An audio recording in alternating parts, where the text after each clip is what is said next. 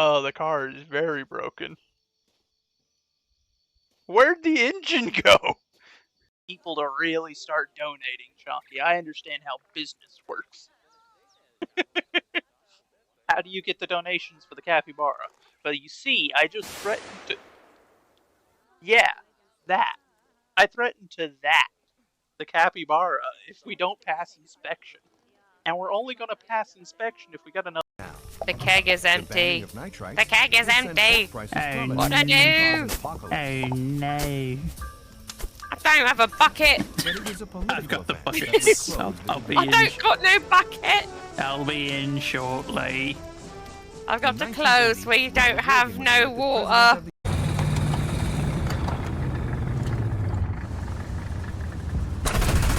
Or not. He's coming back to fight me. Uh-oh. I can't pin him. I can't pin him from the front, Chonky. Help me, Chonky. Chonky, help. He's gonna kill me. I'm gonna die. Oh no, there's a big one. There's a big one, Chonky. Absolutely smashing. Absolutely smashing. 70. I'm just aiming for 670 because that should put us close to the center.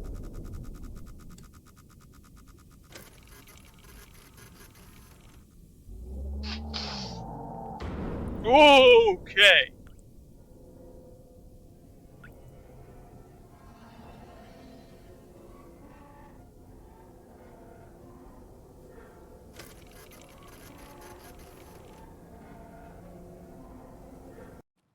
So, if we walk on this side, which shows as not having any bombs.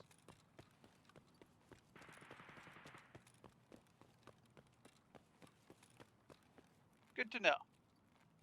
We can go past it without being blown to smithereens.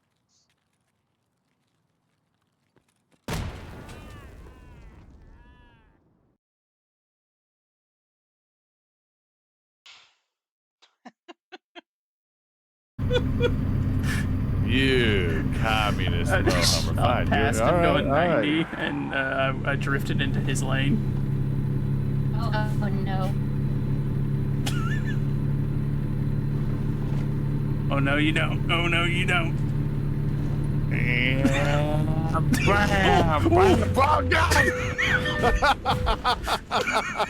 Oh no, you two. Well, Joseph! Oh, There'll be consequences. We need one more. Better We need stop. One more person needs to follow. Come on. Wait, not Nick Cage again? You have more than... Oh no. Oh no. Oh no, he created additional... You're at 100. I see 100. No, Somebody needs to no, click I'm not this gonna on count. that No, jump we're button. not counting Just that click because to Nick 100. Cage can't...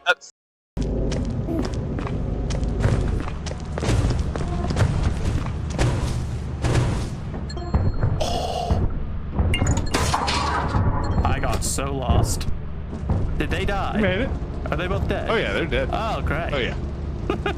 You have a wonderful rest of your night, mate. oh my days. Oh, wait, I missed! No, come on! Oh, we lost someone. That's See, good. that's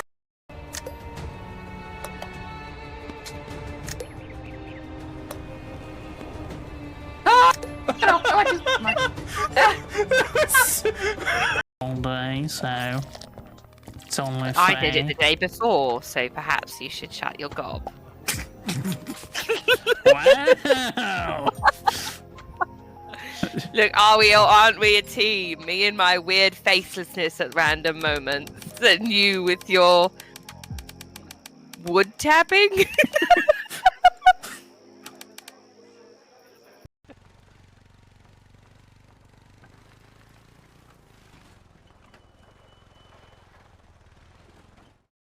Well, hello everybody. Welcome in. Welcome in. Valmont, congratulations on first. Otter, howdy. How you doing? Welcome in. Driven by Faith, welcome in. How you doing today? I hope that everyone is having a good day today. Val, I do have to apologize. You're not going to enjoy it very much today. We're playing War Thunder with Chonky, but because I'm also being extremely ADHD recently and my brain won't shut up if there's not 5 million things going on, we're also going to listen to videos. So, like, you might get overstimmed. Hopefully not. It should only be 3 voices, me, Chonky, and the video. Hopefully that's not too much. But, you know, it might happen. It might happen. I need the chaos. I require the chaos.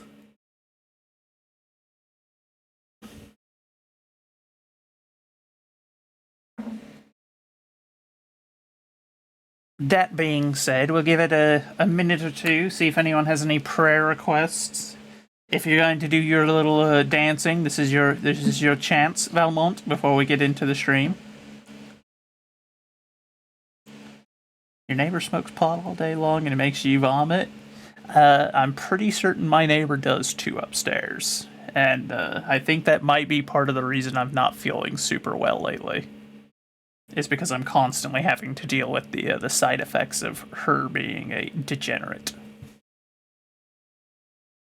That being said, it doesn't help that my diet isn't exactly spectacular right now. I am figuring out the budget to get some proper food in this household, so that way I stop eating so much stuff that's not great for me. I was sent a book on how to make 5-ingredient slow cooker meals. So, and I have a slow cooker, so that thing might be getting a lot of use going forward.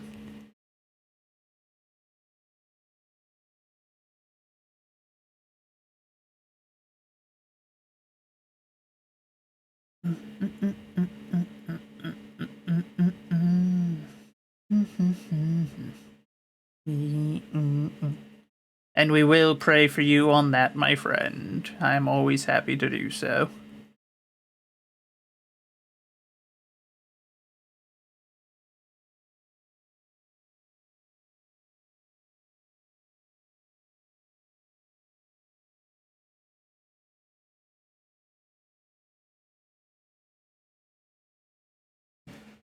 Alrighty. Let's get the ball rolling, shall we? Let me deafen and mute in the VC, because Shonky might join in. Let me pause the music. There we go. Alright, let's get the ball rolling then, shall we? Heavenly Father, we come to you today, and as we do, we ask that you open our hearts and our minds. You provide us wisdom, guidance, and discernment, that we may better understand the lessons it is you intend for us to take from today, whether they be found in the good word, or they be found in some interaction, some conversation, something we see today. Whatever it is, grant us the wisdom and the insight that is necessary to understand that lesson, to make use of it, and to grow as Christians alongside you. We ask that you continue to provide a refuge for us, a place where we can gather with our fellow Christians in your might, where we can refresh and renew ourselves, where we can regroup after the constant assault of the world around us. We live in a world full of temptations, tragedies, and enemies all about us, so we see us torn down and led astray. And we just ask that you grant us the strength that is necessary to overcome each and every one of them today, that we may continue our walk alongside you. We ask that you lay your healing hands on each and every one of us. You know our personal struggles, whether we have admitted them out loud or not. You know what we need. You know what's in our heart better than we do. And we just ask that you grant us those needs, those blessings today. In particular, we lift up Valmont with her situation with her neighbor being a degenerate and causing trouble for others. That you not only help Valmont to not have to struggle with it, but reach into that neighbor's life, and hopefully they can be made to see the light. And if your presence is made felt in their life, maybe they will come back to the fold. And they will repent from their ways. But above all, we ask for your mercy and for your forgiveness we are not but sinners and fools, each and every one of us, and that your will be done in our lives. In your heavenly name we pray. Amen. Alrighty. So. My apologies. I have been a little bit yawny.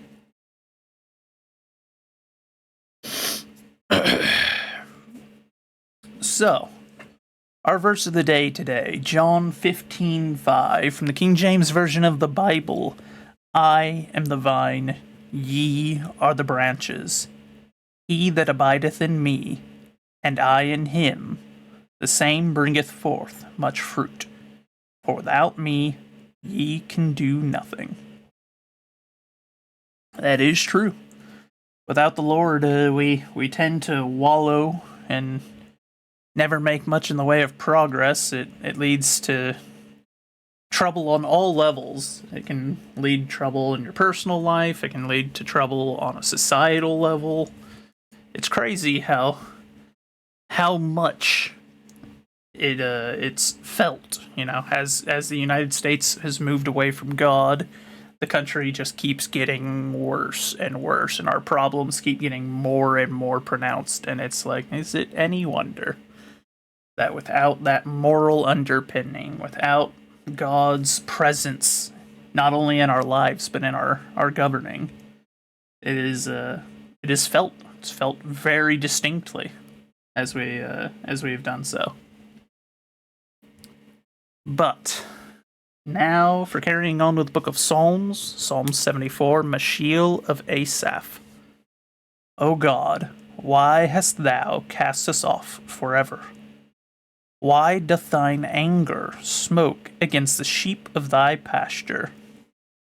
Remember thy congregation, which thou hast purchased of old, the rod of thine inheritance, which thou hast redeemed. This Mount Zion, wherein thou hast dwelt, lift up thy feet unto the perpetual desolations. Even all that the enemy hath done wickedly in the sanctuary. Thine enemies roar in the midst of thy congregations. They set up their ensigns for signs. A man was famous according as he had lifted up axes upon the thick trees. But now they break down the carved work thereof, at once with axes and hammers. They have cast fire into thy sanctuary.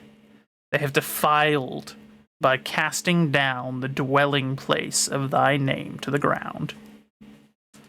They said in their hearts, let us destroy them together. They have burned up all the synagogues of God in the land. We see not our signs. There is no more any prophet.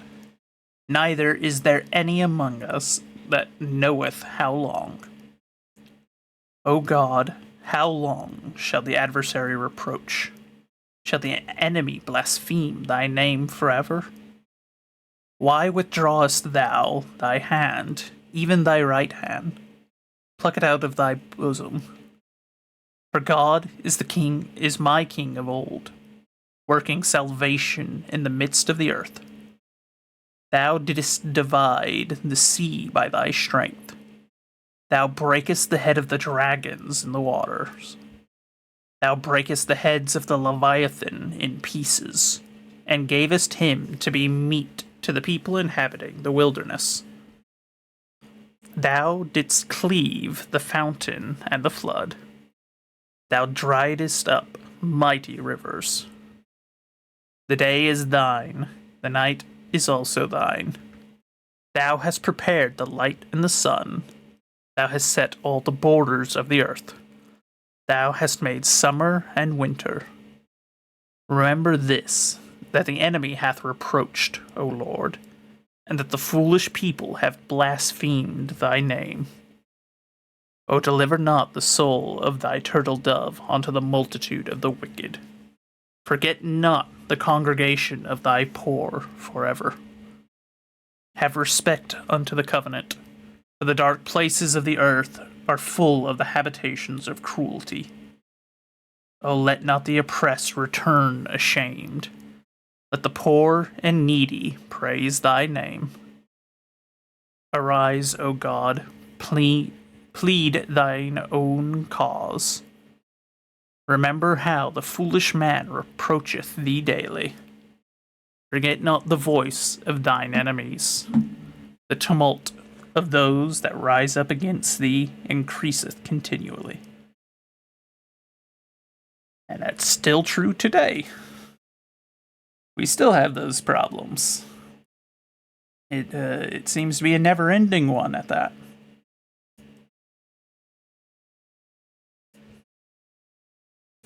Walt described the area as a village green. Alright, He get our explained, video quote, going. "In the park will be benches, a bandstand, drinking fountains, trees, and shrubs. It will be a place for people to sit and rest. Mothers and grandmothers can watch over small children at play. I want it to be very relaxing, cool, and inviting." There was also to be a town hall that functioned as the park's administrative office, as well as a functioning fire station and a police station, which Walt said would, quote, "be put to practical use. Here the visitors will report all violations, lost articles, lost kids, etc. In it we could have a little see jail if it'll where the kids continue can look in. capturing. We might even I don't have know some why it characters wouldn't in it. now. Now. It worked Also before. in Newtown was a church graveyard with a haunted house attraction at the top of a hill. Past Newtown was Old Town, which would have resembled the towns of the Old West. Old Town had 3 signature attractions: the Old Mill, a Ferris wheel that resembled a water mill; the Mill Pond, a water ride where children could ride in ducks around the old mill; and the Gravity Flow Canal Boat, a boat ride that took up a significant portion of the park's space. At one point, the canal boat would zoom into the mouth of Monstro from Pinocchio. The plans for the park state that a castle was meant to be in the boat ride's vicinity, possibly a site that guests would travel to on their voyage. After Old Town was Granny's Farm, Why a is petting it zoo not and livestock capturing the area video based on the anymore? It was doing 1948 that film before So Dear without to My any Heart. trouble. In this section of the park, there was supposed to be the dwarf's house from Snow White, which Walt had already recreated for the film's premiere in 1937. One of the first reported times he mentioned wanting to build an amusement park. Most After Granny's Farm was the peculiar. Indian Village, a recreation of a Native American settlement. Looping around all of these sections was a horse and cart track that would transport guests throughout the park. The rest of Mickey Mouse Park would hold the park's river. A Mississippi steamboat would circle the waters, Clear that giving views of a swamp lighthouse whenever he and Skull comes Rock back. from Disney's then upcoming film Peter Pan. The boat would presumably take guests to the island in the middle of the lagoon, which would act as a bird sanctuary and walking trail. There was also rumored to be a donkey ride, a submarine ride, and a spaceship replica. Walt even considered bringing in Bradley's Little Dipper coaster to entertain guests. Another rendering showed a river that wrapped around the main park, with a bridge to allow guests onto the island, where Old Town, Granny's Farm, and the majority of the rides were located. Capturing this video. Walt's obsession with the park grew, consuming family dinners and animation meetings. Not only were the plans for Mickey Mouse Park a major step toward Walt's eventual amusement park, but it was also a furthering of Walt's growing personal nostalgia. At the time, I don't Walt's yearning understand. for his childhood That's in so Marceline strange. had It grown worked from before reminiscence without to problem. obsession. On top of the obvious nods to the setting of his childhood in Mickey Mouse Park and his rekindled fascination for trains, Disney's 1948 film So Dear to My Heart was sufficient proof that Walt's fixation on the better parts of his childhood had turned from nostalgic to mawkish. Mickey Mouse Park, with its western town, turn-of-the-century Main Street, and native village, was to be a physical manifestation, and like Greenfield Village, a showcase of national pride. However, critics of Walt's Americana would label it not as patriotism, but as revision. Walt to presenting a false narrative of history, a stripped-down, sanitized, glorified, and romanticized American story. Old Town drew from the aesthetic promoted by Buffalo Bill Cody so we'll and his hide Wild that West screen show. for now, I the same guess, themes 'cause and I don't images know that were why, then but it's integrated not into films working and TV. properly. It's These not capturing the way representations it's in media supposed to. and Mickey So- Mouse Park's Old Town praised the ruggedness of the frontiersmen, while ignoring the atrocities of the U.S.'s westward expansion. Newtown showcased Let American me life and take community, our medicine again real praising the quick and positive change our ideals of the small category. town, while ignoring any of the negative ones. Because of these simplified and inaccurate representations of the past, Walt would be labeled as a revisionist and a negationist. But to say that he was purposefully trying to alter the historical narrative might be giving him too much credit. By his and his collaborators' accounts, Walt's love of cowboys, horses, trains, farm animals, and small towns was not complex. It was merely the sights and images of his own childhood. With Mickey Mouse Park, he was creating a space for him to relive his fond memories of the past. He was creating what he knew in its simplest, best form. With the park, that simplicity would at the same time be both the core of his critics' arguments and one of the main reasons for its eventual success. Alright, there we go. Most of Walt's ambition with his films was constrained by two things: money and time. But a third factor was introduced with his visions for Mickey Mouse Park. Space. Well, I suppose The while we Riverside plot of wait land would only provide on around 10 Chonky's acres, and Walt went return. back and forth with 2 consulting architects he had hired about fitting all of his ideas into the small piece of real estate. Roy was concerned with the idea for all of its constraints. According to historian Jim Corcus, Roy wrote, quote, "Walt does a lot of talking about an amusement park, but I think he's more interested in ideas that would be good in an amusement park than in actually running one himself." So we'll do Walt was adding one or more two people onto the aerialistic project, battles while we including wait for John him to Cowles, return. the son of Dr. Cowles that had funded Walt's cartoons in Kansas City. The park was in a constant state of flux, reflected in an apparent name change in 1952. At some point, everyone working on the project had stopped calling the park Mickey Mouse Park and had switched to using the name Disneyland, inspired by Disneylandia, Walt's now defunct model project. On March 27, 1952, the Burbank Amusement Park proposal was announced. The park would cost $1.5 Golden million, Heights, and Walt believed he could use the park as a filming location for television events to offset the cost. Walt was now fully invested in making his project a reality. Walt's distance from the studio was so absolute that in December, he would create a new company which would be given the name WED Enterprises, after his initials. This company would be tasked with creating Disneyland and its attractions. Walt hired one of his animation writers, Bill Cottrell, as the new company's first employee, who got to work creating the storylines for the dark rides. Art director Dick Irvine would soon join the team, as would Harper Goff, layout artist John Hench, and animator Mark Davis. Walt reportedly exclaimed to the latter, quote, "Damn it, I love it here. WED is just like the Hyperion studio used to be in the years when we were always working on something new." Walt was back. In September of 1952, 6 months after the Burbank proposal was announced, Walt, Goff, and Cowles went to present their concept to the Burbank City Council board, hoping to acquire an additional 20 acres to build the park. The board refused on the grounds that they wanted to avoid a carnival atmosphere in the city. Walt pleaded that, quote, "Although various sections will have the fun and flavor of a carnival or amusement park, there will be none of the pitches, games, wheels, sharp practices, and devices designed to milk the visitor's pocketbook." Out of everyone, Walt wanted the park to resemble a carnival the least, but he could not convince the board, who stood by their rejection of the proposal. Walt, Goff, and Cowles were sent away. Walt's lingering paranoia toward members of his animation staff led him to believe that the Burbank City Council had been swayed by animators upset at Walt's newest distraction from the studio. However, the rejection was not the crushing blow that it might appear, as in the few months between the project's announcement and the City Council's rejection, Walt had already considered moving his plans away from the tiny studio plot. He knew that Disneyland was bigger than a studio attraction. Roy, seeing that his little brother was serious about the project, and feeling the constant need to protect him from the consequences of his own ambition, was now actively assisting in the park's creation.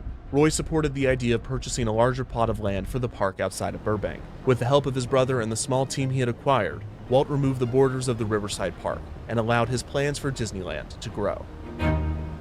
A year later, in September of 1953, Walt recruited Herb Ryman, an art director who had left Disney Studios for 20th Century Fox years prior, to help draw concept art for Disneyland. Working under a tight deadline, Ryman produced the first full layout for Walt's new version of the park. He envisioned a park with a singular entrance and exit, a main street, themed to a turn-of-the-century town, based on Marceline and the new town concept from Mickey Mouse Park.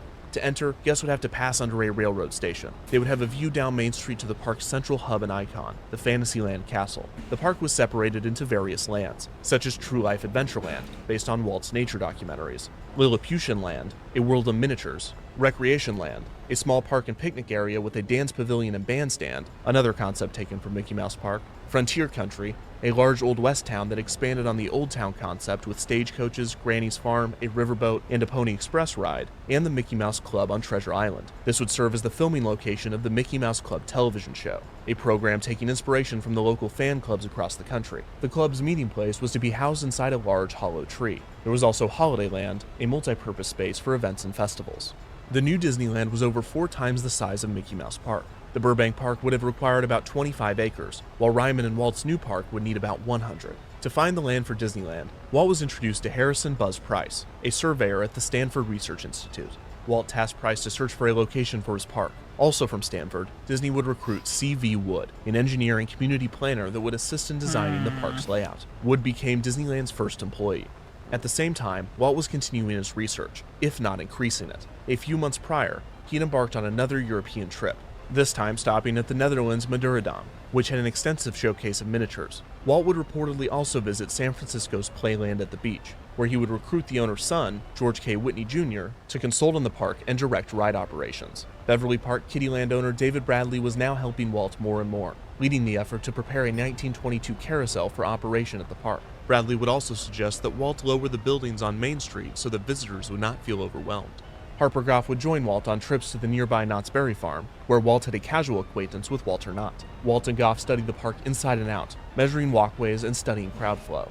He also studied Bud Hurlbut's park in El Monte, and on a trip to New York that summer, had a discouraging revisit to Coney Island, in which after seeing the rundown park, exclaimed, quote, "I'm almost ready to give up on the idea of an amusement park after seeing Coney Island. This whole place is so run down and ugly, the people that run it are so unpleasant. The whole thing is almost enough to destroy your faith in human nature."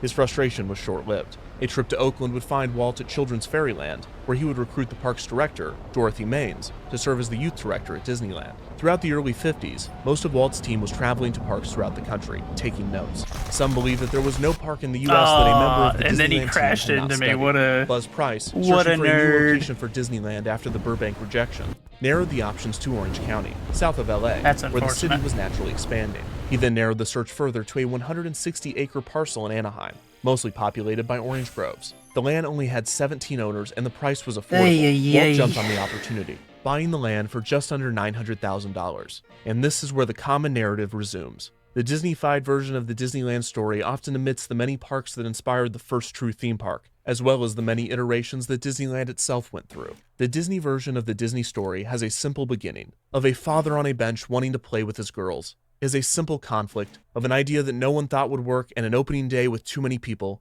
and a simple conclusion of a park that changed the landscape of entertainment. It is not technically false, but it is not holistically true. Similar elements can be found in Disneyland's version of American history. Walt's simple vision of the past would be seen by some as innocent, others ignorant, but no one could deny its power. Walt's greatest strength was his ability to tap into his audience, and for a brief period of time, he had lost that skill and had lost himself. In the Great Depression, the country needed escapism, and Walt provided it. But during the chaos and pain of World War II, and while Walt grappled with his own personal issues, he no longer had the answer his audience wanted. But now, with a booming economy We'll and a take new this thing standing out in and the see world, the U.S. how it needed more than does. escapism. I haven't really They flown needed it since identity. I got it. And while Walt might have only been searching for his own, he had found the answer for many more. The Walt Disney view of America was of hardworking individuals, small-town values, and optimism. Walt's Park would be a reflection of this image, a land dedicated to the ideals, dreams, and hard facts, give or take, that created America. However, Disneyland had expanded past Mickey Mouse Park. It was no longer just about the past. Where America had come from is just a part of Disneyland's narrative, for Walt was also going to give the country a vision of where they were going. With the same principles used for his version of Get the an past, a interceptor foundation spawn? of That's simplicity good. and optimism, Walt was shaping his own world of tomorrow.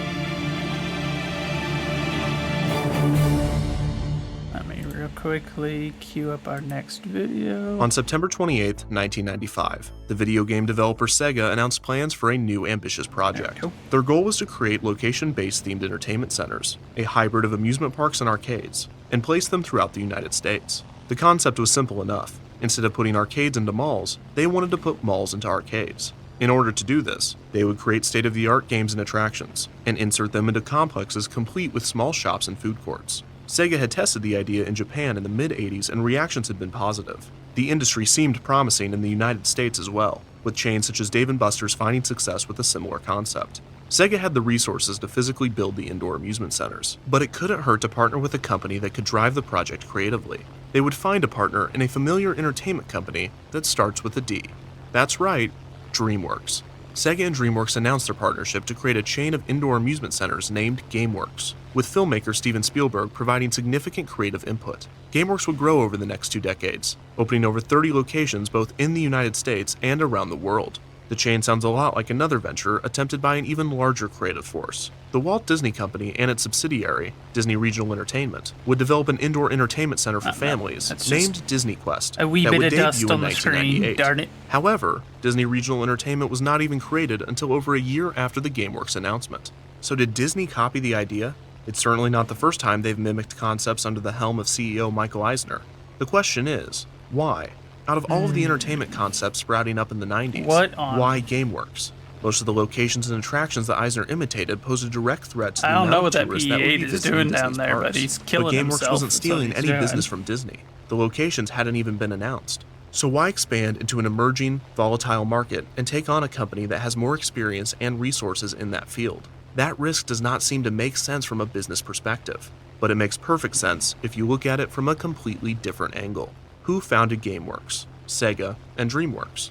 Who founded DreamWorks? Steven Spielberg, David Geffen, and Jeffrey Katzenberg, the former head of Walt Disney Studios that had constantly butted heads with Eisner and had been ousted from the company a year prior. Disney Regional Entertainment was in part created as an easy way to expand the Disney parks experience to smaller cities throughout the United States, but there was something bigger going on here. Eisner was spiraling, and he was taking the Walt Disney Company down with him.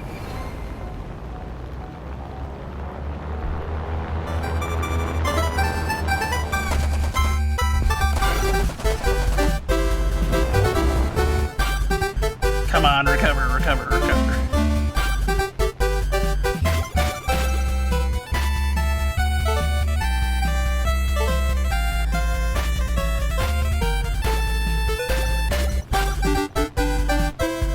Okay. We might be able to make it back. That's the airfield there. We just gotta make it. Fly over Mars. Take a trek through a prehistoric jungle. Tour a house that has not yet been built. It's called virtual reality, and as Jay Shaver found out, all it takes is a special helmet and a glove, and you're off. You're gone, John. Your history. It's a computer-generated world where you see and move and feel. Will real life ever be the same?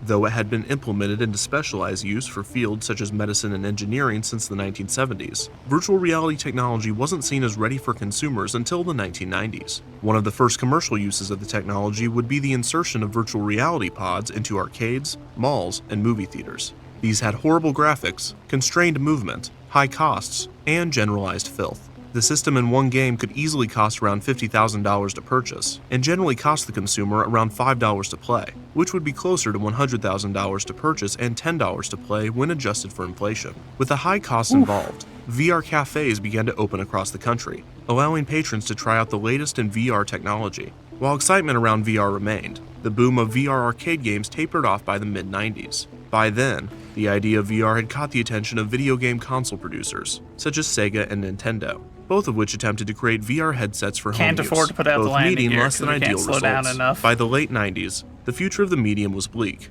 but GameWorks, and therefore Disney, saw potential, and virtual reality games and simulators would be the main attractions of both of the planned complexes. On June 20th, 1995, Disney announced that the Walt Disney World Resort Shopping District, the Disney Village Marketplace, would receive a major renovation.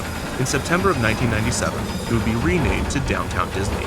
In its 20-year existence, the marketplace had already undergone a few major expansions. The most notable of these was the addition Far of Pleasure from my Island, an prettiest elaborate-themed landing. nightclub district that debuted in 1989. This we divided the lived. complex in two, with So, the other section being named the Marketplace. acceptable. Oh, These two no, sections saw we've their only got theming two slightly other people adjusted in left. order to fit the Downtown Disney renovation. And a new Oh, area, no. named Downtown Disney West Side, opened as well. This new No, section would maybe include a stop. Cirque du Soleil I'm show, not happy a to see Planet that. Hollywood, and a ginormous indoor theme park. Disney Quest opened its doors on June 19th, 1998. There was little build-up to its debut, and the structure was nearly finished a year prior to its opening, with Disney refusing to confirm or release any information, not even announcing its official name until a few months before. The public and the press were confused on what exactly would be inside of the large building when it opened, and Disney Regional Entertainment seemed the most confused of all. The subsidiary's president, Art Levitt, acknowledged that the team was having a difficult time describing Disney Quest. It was more than an arcade, but it wasn't really a theme park either.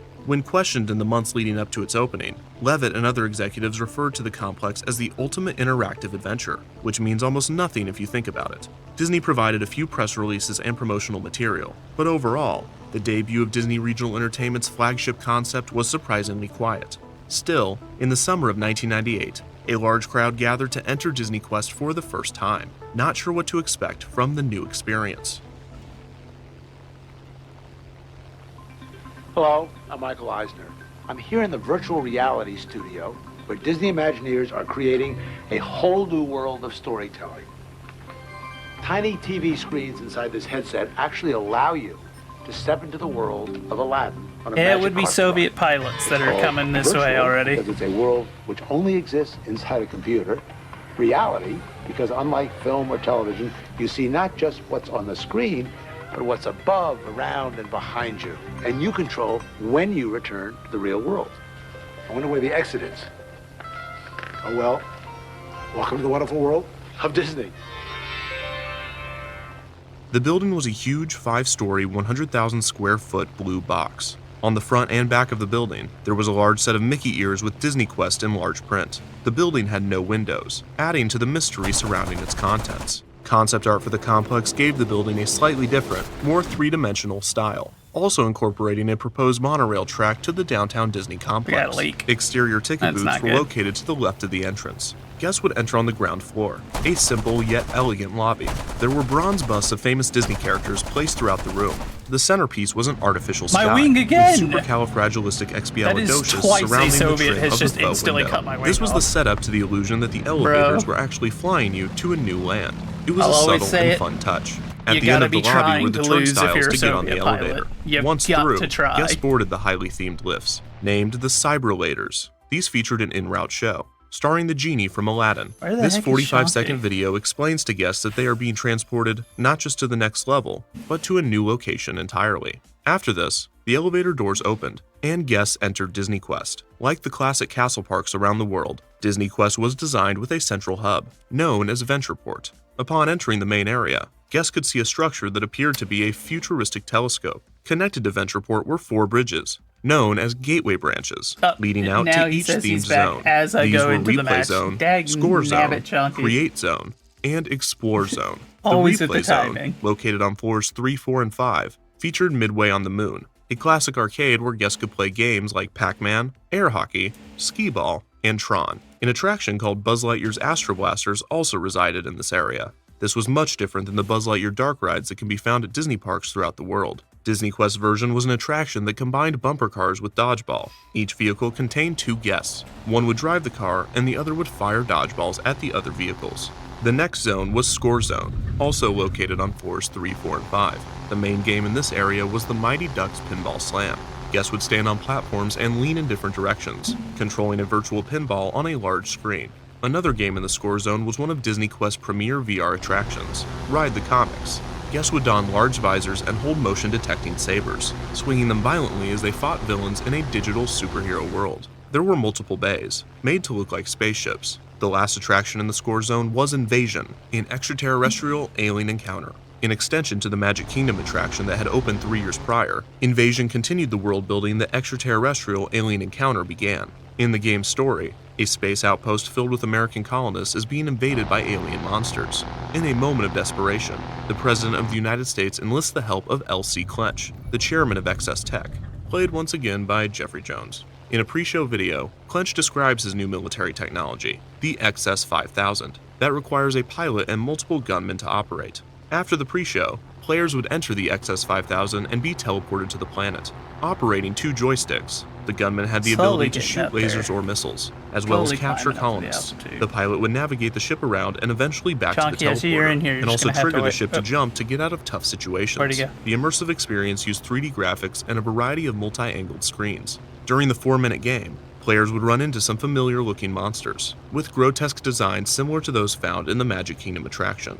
I The don't know third why themed zone was he the swapped Create out of Zone, here. located on the second floor. This area One featured second. the Animation Academy, an interactive demonstration similar to those found at What's other he Disney doing? parks. Oh, In that, he's back. participants were given a tutorial on how to draw Disney's animated characters. One difference was that Disney Quest version utilized digital touchscreens, Chunky, you while do the have others used poor paper. timing, as you're Due gonna this have to wait. difference, You the you Disney said that Quest you were back attraction was right only as I able to took off. accommodate 18 guests at a time. Varcom, Other attractions in the Create welcome Zone in, my included Radio friend. Disney Songmaker, How are which allowed you? guests to create their own original song by mixing different styles, sounds, effects, lyrics, and more. Sid's Create-A-Toy, a Toy Story-inspired area that let guests combine different toy parts to create a new one, and Magic Mirrors, which allowed guests to take a picture of themselves and manipulate it into a cartoon. The most popular attraction in the Create Zone was Cyberspace Mountain. Cyberspace Mountain was a simulator ride in which guests could design their own roller coaster. It began with a tutorial presented by Bill Nye the Science Guy, explaining to riders how to properly construct their coaster. Cyberspace Mountain allowed guests to ride their creations in a simulator car capable of tilting, turning, and even flipping them upside down. A more advanced version of this concept would later appear in Disney parks as the Sum of How All about that? Thrills, That a better? 2009 addition to Innoventions in Epcot. The last zone was the Explore Zone, located on A floors 1 and 2. BV-238. Guests could get to Oh, the good area lord, either by that's the gonna be stairs fun or to from the attack. third floor Aladdin-themed Cave of Wonders One of the most slide. well-armed, However, this was closed after less than bombers. a year of operation. That's a little better, the Explore yeah. Zone had 3 large Do attractions I need to that turn were it down technological more? marvels for their time. The first attraction was Aladdin's Magic Carpet Ride. This attraction was another VR game that required a headset. Guests would sit on a motorcycle-like seat, and after putting on the headset, would find themselves magically transported to Agrabah. Guests would ride on the magic carpet while attempting to release the genie, who was trapped in the Cave of Wonders. The second attraction, Hercules in the Underworld, was a 3D attraction that took guests on an adventure with the characters from the film. Groups of players, each with their own joystick, steered Pegasus and the heroes in an attempt to defeat Hades. The third immersive attraction was That the virtual is an jungle awful cruise. lot of Guests tracers. were aboard an inflatable raft, sitting on top of a large pad in front of a screen.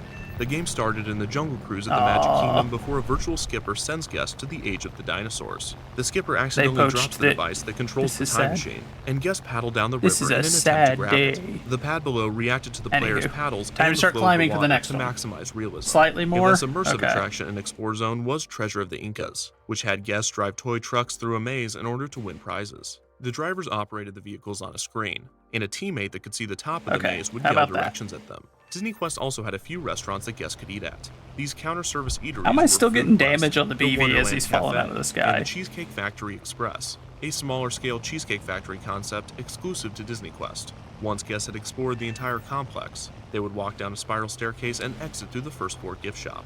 Despite good? the lack of All marketing, right. Disney Quest at Downtown Disney Well, thank was you a for success, informing me, my sucking friend. tourists and shoppers through its shiny new gates. However, Disney Regional Entertainment was not surprised or impressed by the crowds it initially drew. After all, it was located within the Walt Disney World Resort, catering to a dedicated, That if looks not like another captive, one. Yep, market. it's another In BV-238. fact, it seems that Levitt and Disney Regional Entertainment didn't view Disney Quest Orlando as the chain's official debut. It was a mere test for the planned regional complexes, and the next Disney Quest to open would be given the fanfare one would expect from Disney.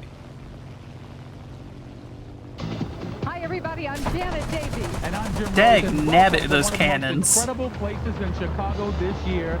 It's called Disney Quest. It's located on the corner of Ohio and Rush in Chicago, just 1 block west of Michigan Avenue. JR, right behind us. You know, is a everyone five-story talks this building that plane is an up, and indoor yet I'm interactive finding very theme quickly that this park. thing is It exceptionally full of high-tech fragile. Virtual reality games and gadgetry. I'm not I entirely tell you, sure it if is I'm seeing the 90,000 same square feet of XP50 that a pure lot of other fun, people are. good family fun. Mhm. And I guarantee there is no place in the Yep, United yep, there we States go. like this, except Just for gotta in bail out Orlando, now. where the Like, there are original people Disney that Quest talk is. about that Before plane Disney like Quest it is the Orlando opened, ultimate Disney Quest Chicago aircraft was announced. ever to This will be the exist, first of hopefully that it will many Disney literally Quests throughout the instantly world, kill with Disney aircraft if projecting it around looks at 30 them. locations. Disney Quest Chicago Every opened a flight year that we've after taken in Orlando's, it, someone debuting on has June ripped one of our 16th, wings off 1999. instantly. The The complex, moment we take a hit, it's located on gone. the corner of Rush and Ohio, was given It's a just large like, oh, opening celebration with okay. an entire television special. I don't know what documenting the aircraft they've been ceremonies. The flying, building was but similar it to certainly Disney Quest ain't that Orlando in that one. it was 5 floors, but it was slightly smaller at 90,000 square feet as opposed to Orlando's 100,000. Having Disney Quest in Chicago was an ambitious All step right, for Chunky, Disney, ready up but it was whenever also you're a good. decision that made perfect sense. Chicago was the third most populated American city, and it was also the birthplace of Walt Disney. It was far enough away from both Orlando and Anaheim to deliver Disney to an entirely new market. And GameWorks hopefully was set to open Chonky a will location just unmute at outside some of the point, city in the and summer we of will be able to 1999 actually as well, have Chonky but that was talking on probably stream just for a once. coincidence. The main goal of Disney Quest Chicago was to become the Magic Kingdom of the Midwest. Due to the lack of space no, for the Holland. Chicago location, some And of the it's features only and games the- were forced to have fewer stations, the but the strip main layout and mall. attractions remained the same. Oh, While no. many locals were excited to have a Disney theme park come to their backyard, This is so experts sad. and journalists This is were more gonna be skeptical. a Apart from pain. the criticism of the complex's cheesy architecture gonna be not fun, fitting but in it's with the also gonna be a surrounding pain. area, they weren't sure whether Disney would see a Let's return hope on the the investment. bookshelves Interest in don't both stop GameWorks around. and Disney Quest was dwindling fast. The ever-changing They landscape will. of technology Yeah, was I've had that diverting happen a consumer few focus to times. the internet and home consoles. And while the public So I can't was hear eager to the experience the both game indoor because of the amusement way I have center to have this set concepts, up. the chances So of locals becoming regulars you are my by ear. the minute. This Wait, meant what? that Disney Quest Chicago would have to rely more Yeah, on I'm not tourists, through which my did not bode Xbox. well for a I'm through large-scale the regional phone, expansion. and my While critics the lacked monitor I'm confidence in using Disney doesn't have Quest, speakers. Disney had far Why too aren't you much. just doing it The through head the of attendance Xbox like calculating earlier? at the Walt Disney Company I tried estimated to, that and then around it threw me 3 into million the other guests would chat. visit Disney Quest per year. However, I this would have mean, you been might nearly want to just try impossible, again. That as might proved have by just this been a quote from small a issue, 1999 but article from the I don't know Chicago what. I will do this. The I average will do length of this stay is in after the the 2.5 to 3 hour Okay. range. So to cram in 3 million visitors a It year probably while was me maintaining some having a crowd Creel control, issue. Disney Quest would have to stay open about 17 User hours a day, error. every day, and remain at full capacity Yes. the entire time. Apparently, no one had learned anything from the Also, opening of to Club the chat, Disney, I do which learned nothing apologize if from you the hear any opening of Euro odd Disneyland. sounds in the In late back. That would be 1998, people. Disney had announced that a third Disney Yeah. Quest would be built in Barely Philadelphia. classified. This location would have been located on the popular Market Street as part of an ambitious redevelopment He lives with of the some area. The city very was thrilled to be noisy chosen by individuals. Disney, and by the time of Disney Quest Interesting Chicago's debut, individuals. the space was being cleared in preparation for construction. That's certainly and was one set way to open call in it. the summer of 2000. Yes. However, I must be production nice on delays stream. pushed the project back to the summer of 2002. In late 2000, both Disney Quest Orlando and Disney Quest Chicago received a brand new attraction. Hercules in the Underworld was replaced by Pirates of the Caribbean Battle for Buccaneer Gold, which featured large screens surrounding a miniature pirate ship that guests would board. Each player would have a physical cannon that would fire digital cannonballs at enemy ships. A more advanced version of the game's technology would later be used in Toy Story Midway Mania. Players would also encounter a serpent that looked very similar to the Lego model that opened at the Downtown Disney Lego store in 1997. Guests playing the game would have to defeat the Jolly Scored an Roger, artillery which was hit. not an easy Not a task, kill, and the sadly, majority but of players would lose the game, with their boats sinking into the water. It is worth noting that both the Pirates of the Caribbean and Aladdin Disney Quest games were designed by Randy Pausch, a virtual reality specialist and Phantom, professor famous thank you his for the talk follow. and book, Welcome in. The Last Lecture, How are you doing which today, he my produced friend? before passing away in 2008. The new Pirates of the Caribbean game temporarily reinvigorated excitement in the Chicago location, which had already waned in its 18 months of operation. Unfortunately, it was too late. Disney Quest Chicago surprisingly did not live up to Disney's Holy fish unrealistic face. expectations, Wow. and Disney announced that it would close the location on September 4th, 2001. The official reasoning was that the complex was simply So, not generating you might hear enough revenue crunchy for the company to clicks. justify I got a paying brand new the expensive controller. rent of downtown Chicago. Also, the complex was diverting a massive amount of time and money that Disney and the Imagineers I'm could be living the spending life right on now. I My can't believe old I best was able to friend. capture the zones. On top of this, No one reviews stopped of the me. Chicago location had not been stellar. The lines were He long. did it. The price of admission, $16 for 2.5 hours of games, was too expensive for many, and the complex did not deliver the Disney magic that the theme parks could. 234. Disney Quest Orlando complimented He the resort did. well, but Disney Quest Chicago, alone in the heart of a busy city, It felt happened. cold and corporate rather than I had warm a and shell welcoming. stopped. Along with the announcement that I Disney Quest told you it Chicago would. be closed, Disney Regional Entertainment announced that Disney Quest Philadelphia would be Did it! scrapped. I didn't even know the Disney range. essentially abandoned the prime real estate in the middle I'm in a of bad construction, position. leaving only a large plot of dirt. Locals pointed at Disney World. No, no, no, no, To no, this no, day, no, it no, has no, not no. been developed further than Can't kill him. He's behind the this, kill. along with the closure of Chicago. Oh, it was just a Disney's hit. reputation That in was both unfortunate. Despite the cancellation of all future plans Shall now for Disney run Quest, at him. Disney Quest Orlando remained What is open, my receiving favorite little Bible attention from the verse, if you company don't mind and me little to no asking? updates. Apart from the closure of the Cape of Wonders slide and the addition of Pirates of the Caribbean Battle for That is a Buccaneer good Gold, question. I'd the have to Treasure of the think on Incas it a little bit, I interactive maze think, game but would be closed after a few years of operation. Cell phone frequencies caused interference with the remote-controlled trucks. You can't hurt and me. On one occasion, I must avenge one my of the friend. vehicles burst into flames, which is terrifying considering that this They're- occurred in a they're building hurting that had me. no windows. Wait, why didn't and it a main link my transportation system camo of a design magic for this one? elevator. Oh, The this space was is the eventually other filled new with Let's Go Jungle Darn arcade it. games. The Magic Mirrors Revelations attraction closed in 21-6 is yours? Fair enough, fair and perhaps enough. the most disappointing removal was the Cheesecake Factory Express. I'm surprised that the verse bot or whatever that one is called didn't pop up the verse whenever you said that. To help promote the film Wreck-It Ralph, a large That's structure what of the it's title supposed to character as do. well as multiple Fix-It Felix games were added to the complex. These, Maybe it's along with a few minor additions and a few major Maybe it's closures not toward the end of working its again. lifespan, were the only changes Disney Quest Orlando saw. The subsidiary suppose Disney something's Visual burning. Am I having Entertainment a lasted stroke? until 2010, when it closed 5 ESPN zones and sold 2 more. The branch dissolved. with I played War Disney Quest being Thunder for like absorbed an into hour. Parks and Am I having a Resorts. The indoor stroke? theme park was left to Guys, die, I think there's- with Disney I giving think I'm discounts having on a tickets stroke. and sometimes offering It's them not for good. free on certain Chat, vacation chat, this ain't packages. good. Finally, on June 30th, 2015, I'm in it was a reported plane, that Disney give Quest me- was going to feed close me at the end of targets. 2016 to be replaced with a new NBA I thought I attraction. just However, barely cleared that corner, 2016 but I guess came not. and went, with Disney Quest staying open the entire year. It We're wouldn't be going until in. January 30th, 2017 that Disney would announce that Disney Quest's final day was to be July I'm gonna take out the 2nd. heavy tank. To commemorate the closing, Hasselhoff A Ricochet, discounts made that's ticket not good. prices, which had increased Oh. slightly in its nearly 2 decades of operation. I mean, that Exactly works, I guess. $19.98 as a tribute to the year that it opened. After 19 Evaporation. years of operation, Yep, that's the guy Disney that Quest killed me, closed its doors. and it's the The same building one I There's just a- ricocheted. for 1 month, until demolition 3 guys, in August. T-34 Construction and 2 began on Panzer April 4s. periods, which set Where to at? end in December. Outside of the mall, Disney to Quest the, Orlando, it would be along your with the right recent of closure the mall. Anaheim's ESPN Alright. zone brought an end to There's the a plane on ventures my of rear. Disney Regional Entertainment, with every location of all 3 chains now defunct. But what about Michael Eisner? Leave me be, Are French you man. kidding me? From the development and He's- That he's was been evaporated. so such as unlucky. Euro Disneyland I and Disney's had a Fair, kill shot where on he the was the Panzer front lines IV that promoting killed and me, explaining the new parks. but the He did endorse T-34 Disney got in Quest the way at the newspapers and last a few second television and blocked the interviews, shell. but it seemed to be less of a priority for him, and certainly That not one of was his passion unfortunate. projects. I'm bringing When the out initial my concept my was pitched to him Helldiver. in the mid-90s, he told the Imagineers to, quote, kill the project. That French Why should we P-39 go got forward with it? evaporated. So Nice. what if we can make money? He, The exact his reasoning bomb for got the hit strong by the reaction and what T-77. eventually changed his mind is hard to say. Maybe it was as selfish But as the leave me announcement alone. game, You Answer can't hit and me. his desire to earlier take on his question. It's a former plane. partner and new rival. He hit me. Maybe it It's was an as innocent LA7. as the It's the Imagineers guy I believed in killed. the He concept was and really presenting angry. the promises of the No, new he technology. was big Either way, angry, the I lack see. of attention on Disney Quest I was mean, he is a typical Russian of name. Eisner's second era. 1994 So I was do the have watershed. Revelations Frank Wells passing, 2:9 Euro in my Disneyland's failure, my Asian, bio quit for picking a me back to reason. the wall. and his own health I do like issues that one. had turned There's the a few ambitious, though. It'd creative be hard to say executive what if into I an had unfocused, one fickle, that's like and my often absolute angry favorite though. CEO. The development of Disney Quest was indicative of the state of the company after the tumultuous 7 years since Euro Alright, Disneyland's looks like opening, it's time to and it begin was a my mere bombing preview run. of the mind-boggling creative I said, choices and shocking business decisions I spread that the hate next on the 7 Russian main years name, would bring. and guys Their should kick me back to the renaissance lobby. was over, and Disney was about to enter the 2000s. I shall sit here in Buckle up. punishment This is for going to be a 2 bumpy minutes. ride.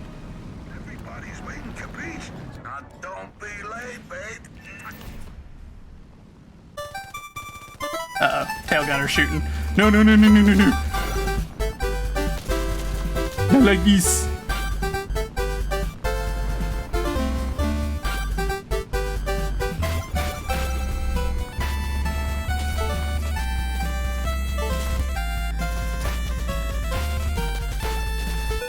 I got hits on him with the bomb, but he's cut all my tail controls out, and my gunner and my wing control. No, why would I? Oh. Wait, what? None of the cannons are mounted that far out. What? It's that same guy, too. Same Russian. He is so mad.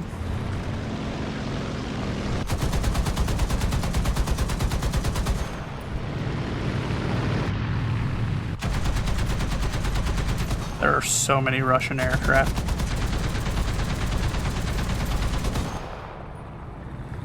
There's so many planes, it's almost like you're fighting America. But you're not, but they're not yours.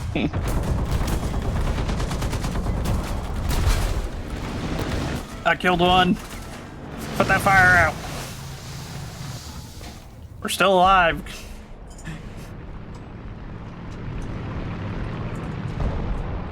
Someone get in the gunner's position.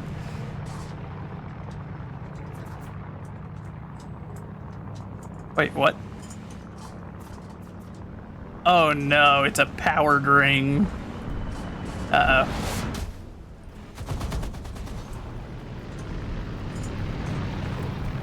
There we go.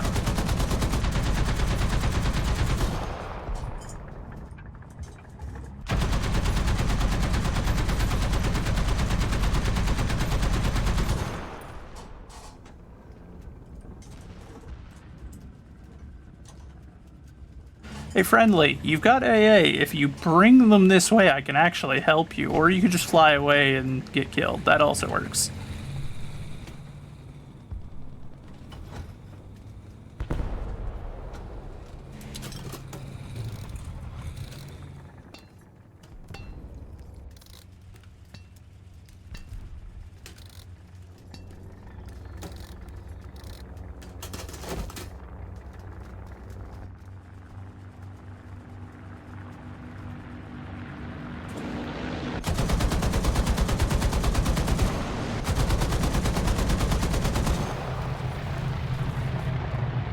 That lucky rat.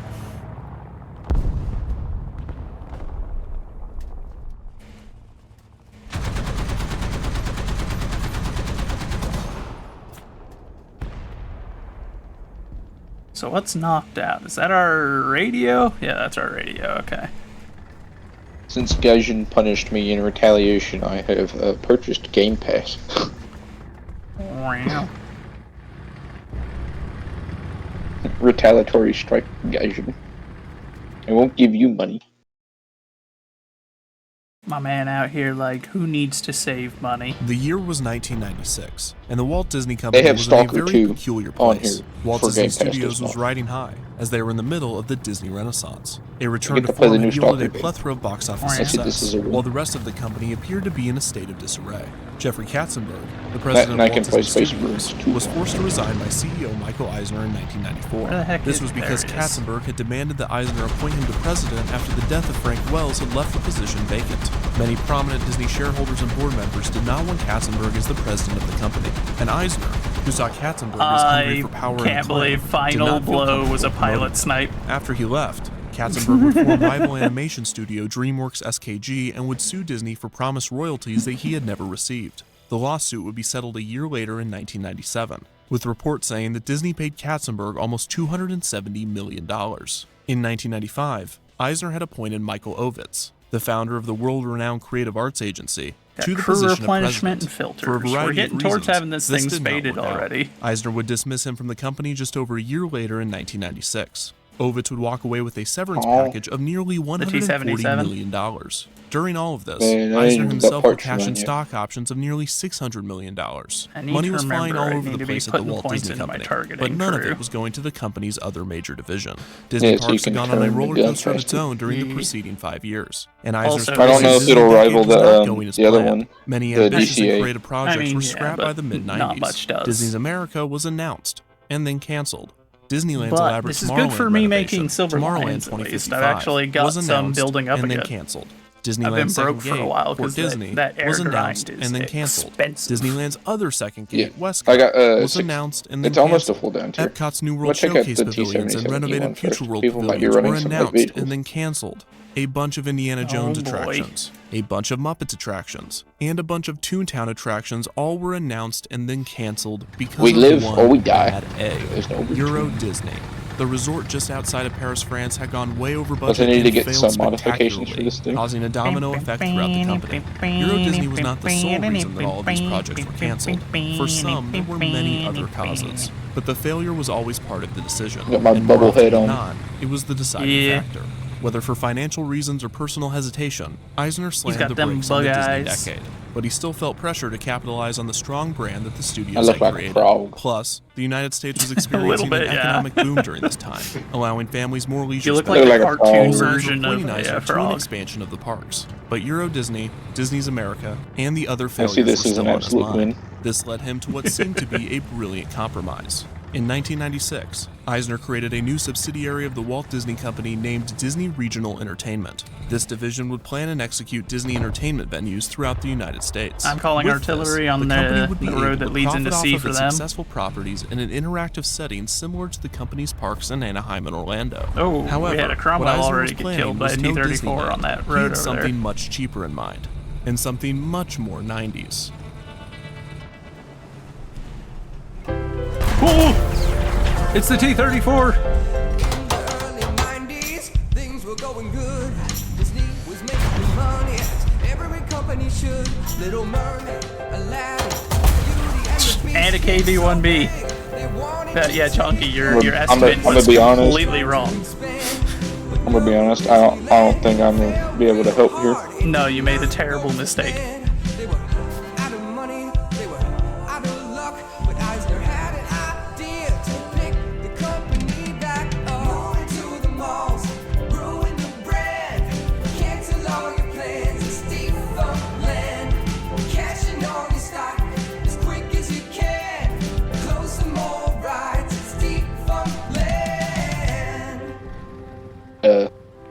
I did not fare well. In front of a live No. studio audience.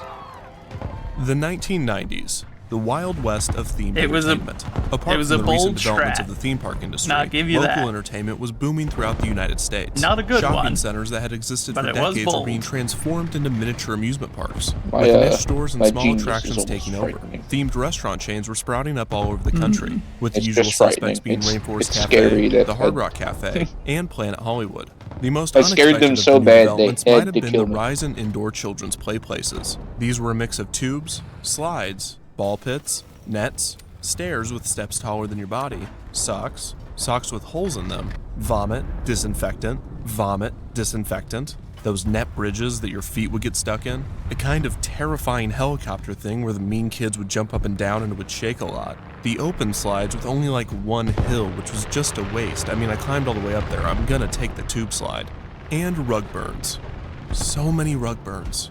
McDonald's opened its first indoor play place of this kind in 1987.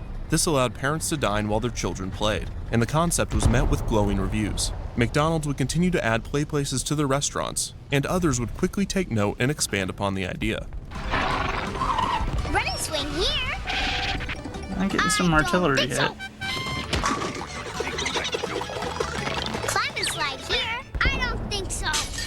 Then where? I'm going DZ at Discovery Zone, where I can cut loose and be on my own. DZ is made just for me. The place where I can really cut loose. It's all here. Jump and tumble here? I don't think so. I'm going DZ. Dang it.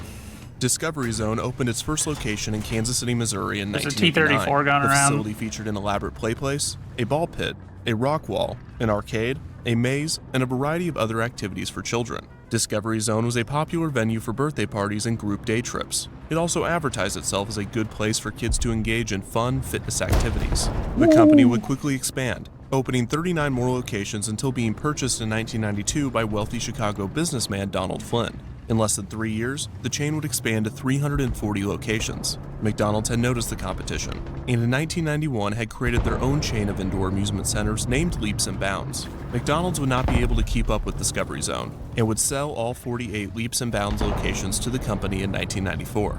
Around this time, Blockbuster Video, who owned about 20% of Discovery Zone, his turret would up its face stake to 50.1% with a and 76. would assume control of the company in 1995. Sounds about right. In hindsight, this was akin to Radio Shack investing in Toys R Us.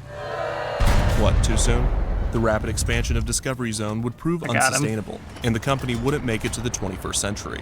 They filed for Chapter 11 bankruptcy protection in 1996, and would do the same in 1999, this time ceasing operations. Over 100 locations closed immediately.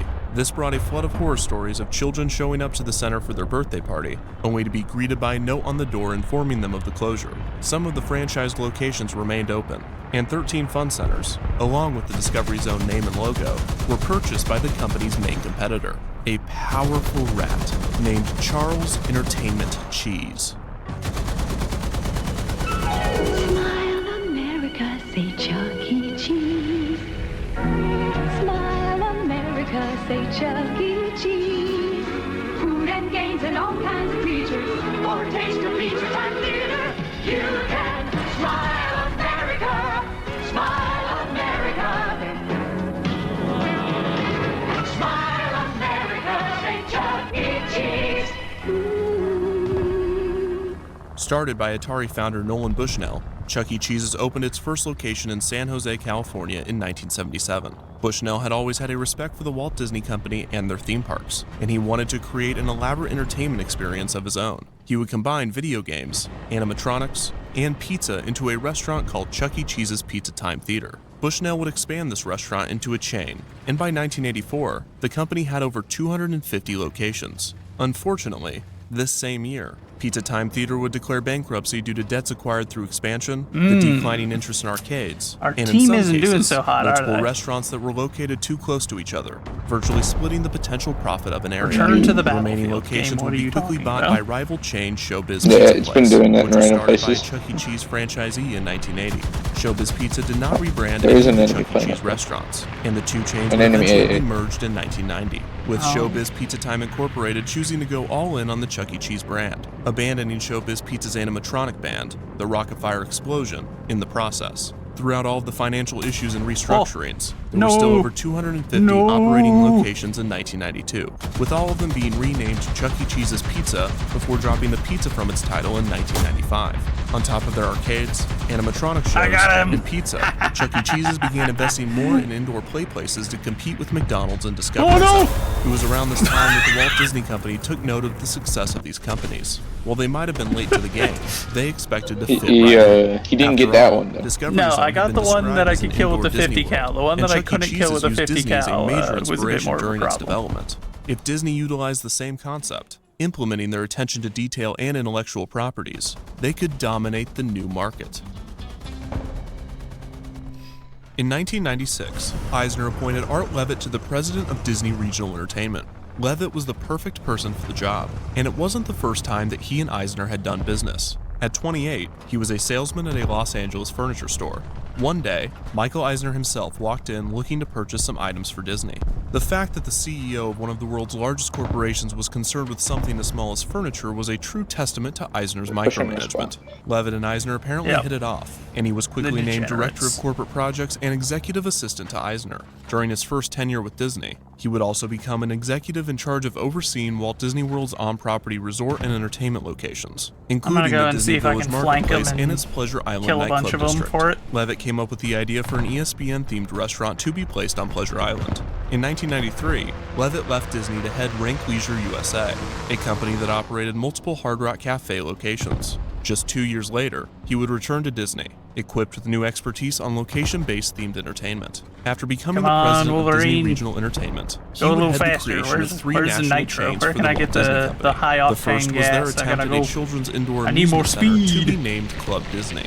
Club Disney is a now little-known project of the Walt Disney Company. Disney intended to build the amusement centers in suburban malls throughout the country. The spaces were designed for weekend visits, school field trips, and birthday parties. It would also house family workshops, such as Poo Aerobics, which was described as a 10-week parent and child stretching and exercise program led by That the was beloved and befuddled the Honey single Bear. The luckiest complexes martyr featured player play in places, human history. educational demonstrations, Took a animation direct tutorials, hit from an karaoke, M10's and gun kid-friendly and computer survived games it with in a just lab a hit. called the Mouse Pad.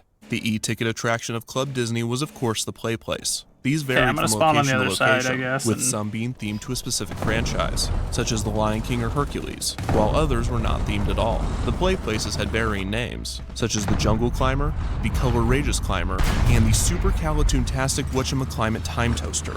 Other attractions were a room themed to Peter Pan where guests could see their shadow, a swing themed to Tarzan, an activities area called Herc's Gym, motion detected would be musical a guy instruments on the using a, Aristocat music wall, a which sounds very Soviet similar to an German attraction that premium. used to be in Epcot's ImageWorks, an area for children under 3 called the Pooh and You Corner, a storybook time, and a variety of arcade games. At some locations, there was a Little Mermaid themed area, where kids could, quote, peek through the portholes of a sunken pirate ship and find a treasure, or I chat hope with a you- friend on a cellular Shadoozer, telephone. There would also you be are the kind of periodic dance person parties that themed to should different not Disney have been properties. born. These included the You're Lion the kind King of Limbo, person the that Mickey didn't Macarena, deserve to be and born. the Roger Rabbit Bunny Hop. A Some locations had a room literal called the animal Applaudville would be Theater, a better where guests use could dress of that as Disney birth than characters you. and participate in a fashion show. There were also See yourself educational out soon. activities called Ed Ventures, Welcome and back, monthly Val. activities, such as science demonstrations themed to Flubber. As with Chuck E. Cheese and Discovery Zone, a major focus of Club Disney was its elaborate people like birthday that, parties, with they children getting to shouldn't pick exist. from a They few shouldn't be options, allowed to such as live. Disney Princess Tea, Toy Story Search Party, If I'm Horrific. elected president, Hercules Hero Hurrah. I'll have them all and killed. 101 Dalmatians Bow That's Wow my Bash. promise to the Some American locations people. had a magician performing Vote me. tricks as Merlin, and the cake for the parties was catered by the Cheesecake Factory. A child could only enter Club Disney with an adult, and both were given a special wristband with a barcode, so no child could leave with a different adult than the one they came with. This was to ease the minds of parents, to allow the kids to roam free within the complex, and to ensure that no parents treated Club Disney as a daycare center. The clubs also served Mickey Mouse-shaped pizza. Admission was $8 for kids and $4 for adults, which would be about $12 and $6 respectively when adjusted for inflation. There was also a large gift store called the Clubhouse Shop. One mother reacted to Club Disney's announcement by proclaiming, "Disney has invaded our lives, but I think the children enjoy all of it." The opening day of the first location, which was part of a new mall in Thousand Oaks, California, began with a ceremony featuring Michael Eisner, Mickey Mouse, and Goofy. The head of attendance calculating that the Walt Disney Company estimated that over 10,000 visitors would show up on opening day. And surprise, it was a little off. Club Disney opened its doors on February 21st, 1997. Only 1,000 visitors showed, proving that no one had learned anything I was out here from getting hungry for kills into my stomach. One sheriff was quoted quoted saying, actually "We were hungry as expecting well." a lot more people. Maybe because Disney advertised that tens of thousands were going to be here. Yeah, I it imagine scared since you're not people feeling away." so hot Of the that, opening day crowd, that's 10 or so probably were not super protesters pleasant, accusing but Disney of you gotta paying do it. Haitian workers 28 cents an hour to make Pocahontas-themed pajamas. The demonstrators were probably also disappointed that more people did not show up.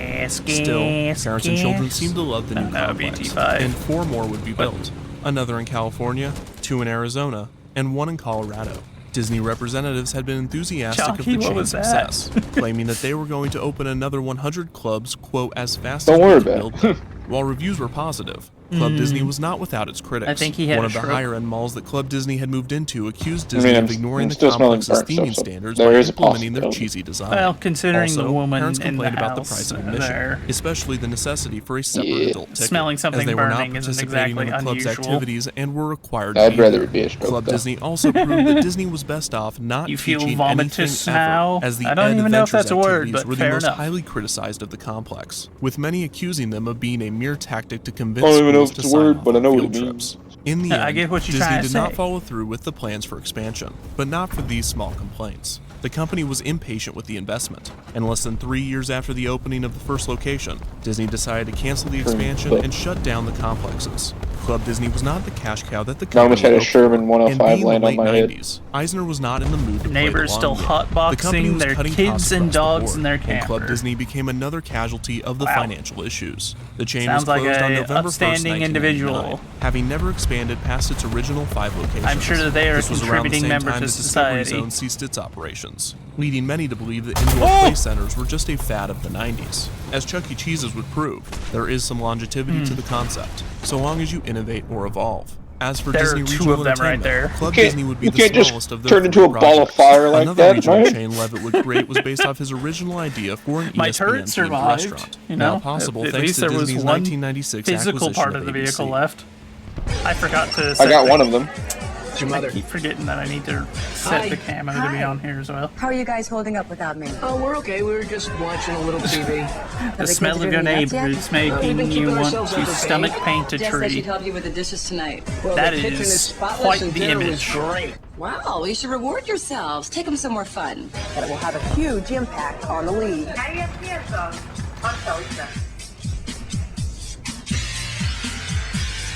The complexes were part bar, I'm part on my way. restaurant, part arcade, part gift shop, and part broadcast studio. It was such a hit among sports fans that there were apparently points where guests would have to be I dragged out remember for staying an discounting, but excessive amount still of time. not- they're The not hot bar. ESPN Zone would also put on the ultimate couch potato competition, a sitting What are we competition listening that to challenged today? participants to watch TV without falling asleep or getting up, only allowing a bathroom Hold on, break let me every check, 8 see hours. what precisely One year, it the is. winner watched TV for 3 The straight failure days. of Disney's Chuck E. Cheese ESPN ripoff Zone would Club debut Disney. in Baltimore on July 11th, 1998. The brand would grow to a total of 9 locations, many of which would close in the mid to late 2000s, mostly due to the recession. And the only remaining location, at Downtown Disney in Anaheim, closed June 2nd, 2018 to make room for the Disneyland Resort's new hotel.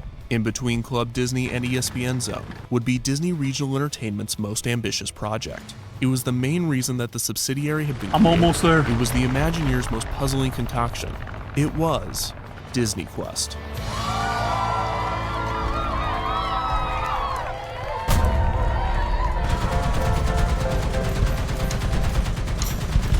That's right, Puma, get out of there. Oi.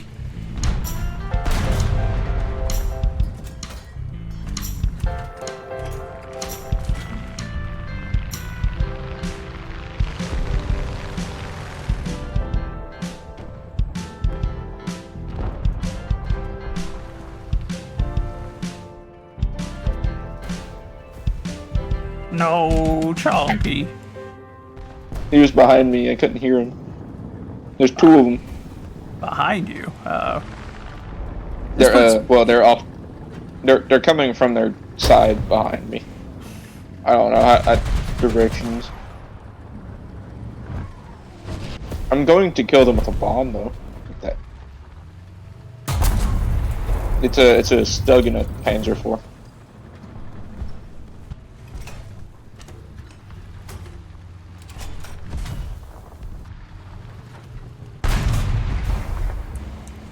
I got the Stug knocked. He's got a 15 centimeter with him, though. Excuse me while I suffer from momentary tinnitus. I'm coming in. I've killed the Panzer. Is there anybody else there you need me to kill? There's the 15, but no. Ooh, okay, well. Oh, there's two guys. There's several guys approaching from several different directions. You're gonna lose your whole lunch. Don't do that. Not the whole lunch. Not the whole thing. Okay, that video ended, so now we're going to listen to submarine quests. Why they went defunct. What's the air situation looking like? On March 19th, 2015, it was announced that Joel Manby would become the new CEO of SeaWorld Entertainment. Oh. Manby was previously the CEO of Hershend Enterprises, the largest family-owned amusement park company Let in me the go to United spectator States. mode for The a minute, charismatic then. Manby had a proven track record in the theme park industry, and was even somewhat of a public figure after appearing on the CBS reality show Undercover Boss. Manby faced a great challenge when he took the helm at SeaWorld. The corporation's portfolio consisted of 6 parks: Busch Gardens Williamsburg, Busch Gardens Tampa, Sesame Place in Pennsylvania, and 3 SeaWorld branded amusement parks. The original, SeaWorld San Diego, which opened in 1964, SeaWorld Orlando, which opened in 1973, and SeaWorld San Antonio, which opened in 1988. It was no secret why the position of CEO was vacant. As for the past 2 years, SeaWorld had been in crisis mode. In 2013, the documentary Blackfish premiered. The film was a scathing look at the treatment of captive orcas, specifically those held and bred at SeaWorld amusement parks. By the end of 2013, the documentary was aired regularly on CNN, and activists, government officials, and the general public as a whole were putting overwhelming pressure on SeaWorld to end their signature orca program. Manby assumed the position of CEO at the height of this crisis. Up to this point, SeaWorld's main response to the outcry had been to attack the discovering the danger of flying over an American team. But this only made matters worse. So the company pivoted to improving the living conditions of its orcas. In August of 2014, SeaWorld had announced an initiative titled the Blue World Project that, if approved, would almost double the size of the orca tanks at SeaWorld San Diego, and subsequently in San Antonio and Orlando. I got him, my pilots When sniped Manby them. joined the company, this project was still awaiting approval by the California Coastal Commission, which had jurisdiction over construction projects in the California Coastal Zone, which included SeaWorld San Diego, which sits in You San wish to Diego's report Mission them, but Bay. don't want to get Just over 6 months involved after with Manby the joined pigs SeaWorld, in your the capacity. Commission You're approved conflicted. the Blue World Project, I but only on the condition that mean, SeaWorld stop breeding is it and illegal to transferring smoke weed orcas, there? effectively forcing them to end their orca program entirely Chonky, once the you know park's that current answer. orcas passed. Is it illegal to SeaWorld smoke weed planned in to sue Georgia? the Coastal Commission to have the conditions removed, but Manby was I would already call the taking cops. SeaWorld in a new direction. The month after the commission's I conditional would call the cops approval, on my neighbor Manby if held I a could, but conference it's call not with illegal in the investors state in of which he Oklahoma. outlined a new vision for the company. Manby's plan was to shift focus away from animal shows and put resources into more traditional amusement park attractions with a nautical theme. In the call, Manby announced 3 new attractions, all themed after a single television show named Sea Rescue. Sea Rescue was a documentary series that followed a group of veterinarians Well, that's just and my experts advice, my attempting friend. to rescue Especially and if rehabilitate they're smoking marine life. so much the first that it's, attraction based off of the show it's was a unique affecting roller you, coaster named and they're SeaWorld also Rescue, affecting their the kids ride, and their which would be animals, like constructed I for would- SeaWorld San Antonio. I would Another was 110% tentatively titled call on SeaWorld that. Rescue.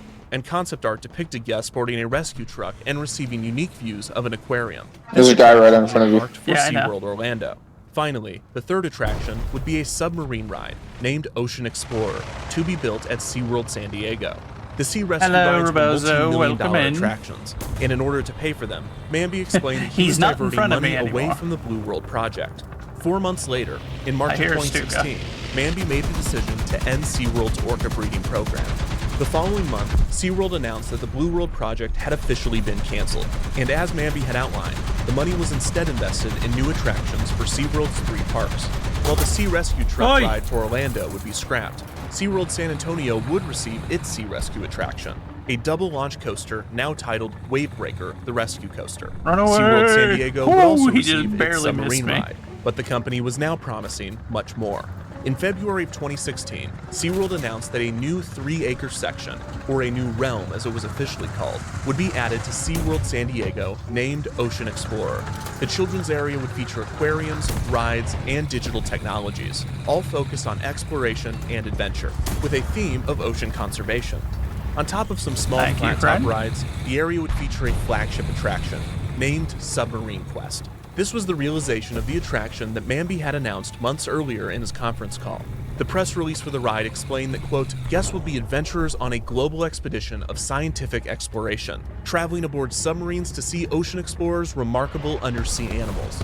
Concept art of the area showed some of the marine life children will be able to interact look at the top of my with vehicle. and torment incessantly with new creative glass placement. This concept They art took his was eyes either away hastily from made him. or Yeah, they blew sloppily out my made, or eyeballs. both, with some really poor compositing. Back in the coal as mines, seen by the yeah, piece of Chunky concept art is for Submarine around and Quest. can play, While so these we've seem gone to just back be to the stock coal photos mines. quickly placed inside a rendering of the submarine, the inclusion of this kid is perfect foreshadowing. Construction began in the summer of 2016, and the realm was scheduled to open in late spring of 2017. Ocean Explorer would be built just to the right of the park's entrance. It's been 4 on a hours of relatively actual work empty and you need a parcel next to one vacation. of the park's Fair, Blake. cafes. Fair. A flag display and a small animal viewing area would be removed to make way for the new realm. I hear an airplane, Concept I'm art not for the seeing land any was friendly circulated markers. As construction began, and it appeared that the area's Dang, that signature guy's attraction, flying low. despite the name Submarine Quest, would actually be an elevated dark ride with outdoor sections, similar to Disney's People Mover attraction and the High in the Sky Seuss Trolley Train ride at Universal Studios Island of Adventure. Both of these attractions were gentle trips around their respective lands, providing guests a relaxing outdoor ride with some short dark ride portions. With Submarine Quest, it was assumed that these dark ride portions would be more elaborate, providing guests with special views of the new aquarium during their adventure. In a statement, SeaWorld assured the public that Submarine The Quest would not T-77 be a is so much shoot-'em-up fun. style I'm dark so ride, glad that they even gave though us no one these. considered that this was a possibility. Instead, the press He release is my explained boy. that by, quote, Yeah, it's using finally- digital This is my screens son. mounted in the ride Finally, vehicles, we've riders got will like play 2 games and AA score that we can points as use they at spot like ocean more creatures intermediate during the tiers indoor that and aren't outdoor bad. journey. The company launched a significant media campaign to coincide with the release of the new realm. SeaWorld San Diego published a You video shooting at, series bud? on YouTube titled Meet the Deep, in which hosts Mike and Make it Jenna look like they're chronicled the flying area over and Baghdad. specifically Submarine Quest development and construction. The Meet the Deep Lafayette series is ordered quite an possibly the amazing most dress for your in-depth sister documentation for of a her ride's Christmas construction by a photos. theme Oh. park. The web series explores almost every Well, aspect of construction. that certainly In the third sounds episode, fun. Mike and Jenna introduce Brian Morrow, Vice President of Theme Park Experience Yeah, Design. we spaded Brian it. shows off the model ride T-77 vehicle for fully Submarine Quest upgraded. and explains the interactive elements that were being installed in the ride. Look at this Noting thing. the touchscreen Look at this game that would be dude. the Yeah, API attraction's build. signature feature. Days after this Meet the Deep episode was published, the final Also ride occurs vehicle to me I model could was finally revealed buy at the the, International the Association M18. of Amusement Parks and Attractions Expo in Glorious. 2016. And Now it was back to revealed saving up in to get the epic skink fashion. whenever it's unlocked. I want more good AA. A trailer was also released during the expo Thought you with a said new you opening had date the of skink. summer 2017. I haven't ever said that I had the skink. Set a course I said for that You did earlier. No, I did dive not. into Ocean Explorer. I said, a whole new I can't realm wait to at have the skink. SeaWorld. You said I In had January the of skink. 2017, I did a not Meet the say Deep I had the episode was skink. published in which Brian gave a tour Chat of you chance for rides report. in Wichita, I Kansas, quite literally which was did the not. I've manufacturer never for the had a attraction. skink. They gave the first I glimpse don't of have it for the full-scale British. subs still I in don't have it production, for America. complete with lighting No, and the you touchscreen misheard. game. The next Glad episode you- featured Mike and Jenna This man actually is playing this losing game. his It was mind. explained that the in-ride He's game hearing would feature things that difficulty didn't resistance, happen. so that it was challenging for Man players having of all ages. conversations It was with also himself. revealed that there would be different levels of I'm awards hearing depending on how things well that the didn't riders happen played. and tasting Also things during I this time, didn't see. SeaWorld announced that a new roller coaster Basically, named yeah. Electric Eel would debut at SeaWorld I San have Diego never had a in skink. I 2018. don't think there would be This any coaster reason would for be me part to of a say that I phase 2 had one. expansion to the Ocean Explorer realm. Throughout the spring of 2017, as construction Do crews were not let putting the him lie to finishing you, touches Chad. on the new land, Don't let Mr. him D lie to walked you, the Chad. site multiple times. I am the In streamer. April, SeaWorld held a He is ceremony the to liar. unveil the final submarine to park guests. No. You found a neat video of a private citizen-owned 4 minigun The setup, submarine remained on display 24,000 as rounds a minute. construction Is neared it the completion. quad that are Ocean mounted Explorer onto and the Submarine Quest had an the impressive World War II turnaround style Despite turret? being delayed from spring Because to if so, summer I've seen that as well, 2017, and it is the new land was amazing. still set to debut just 16 months That after would be being a nightmare announced. to fly No one anywhere seemed near. more excited for the land to open You than believe those so? internally All at right. SeaWorld. Yeah, so you're thinking the same Executives thing and the then. ride's designers It's hoped the that same mount that they enthusiasm have for would this spread to thing. guests. Tempting fate, SeaWorld San Diego president John Riley It was said, a, quote, it "Our was like guest a response to popular new one that we attractions like to has slap in always our been vehicles during the World tremendously War." positive." On June 1st, 2017, Ocean Explorer held its grand opening ceremony. But yeah, SeaWorld if he pulled out decided all he of the didn't stuff want for you the in his event. There airspace, were that ribbon would be wavers, a confetti, real bad place to be. flares, the eel from a discontinued ice show at Busch Gardens Tampa, and they even got a bubble guy. With the realm now open, dozens of guests who had waited Chonky, minutes I keep for the forgetting land's you need opening to tell me how to casually turn walked on the inside degrees new world thing. of exploration, discovery, and conservation. So before we head into the next match, immediately trampling yeah, the plans gotta to remind me. fencing. I also Ocean gotta Explorer link featured the 4 new kiddie camo rides, pattern Sea for Dragon my Drop, the for my Octorok, Sherman. Aqua Scout, and the most well-received, Tentacle Twirl. The aquariums throughout Ocean Explorer were quite small, but they did feature the unique viewing angles as promised. There was also an interactive attraction, the Skill Training Pod, as well as the Explorer's Cafe, whose signage calling choices were artillery a bit on their side of confusing A. as everything else in the land is designed for small children, except for the craft beer apparently. The signature attraction was of course Submarine Quest. The ride vehicles could be seen as guests entered the land, making their way around the ride track. After hearing a year's worth of press We're describing the friends. ride as an immersive and interactive experience, many That guests means were you're going to excited get and artillery curious twice. about what the ride had in store. Guests entered the attraction through the outdoor queue, with television screens featuring a host named Sub-Commander Sparks, giving the Oh, ride someone's safety shooting at me. spiel, and introducing his companion, Link, Or at us. the I ride's don't know if it star was at and me the or at land's you. mascot. That's Link, the ROV. Remotely operated vehicle of exploration and research, or supercomputer of the sea. Just Link will do.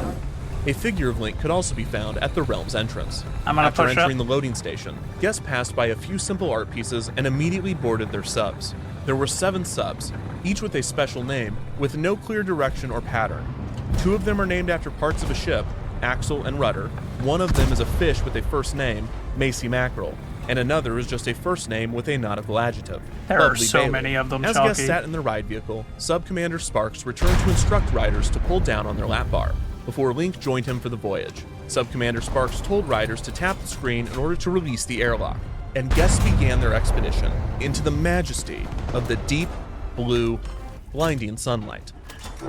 After passing by trees and concrete, guests entered the first show scene of Submarine Quest, which was that of a deep-sea coral reef.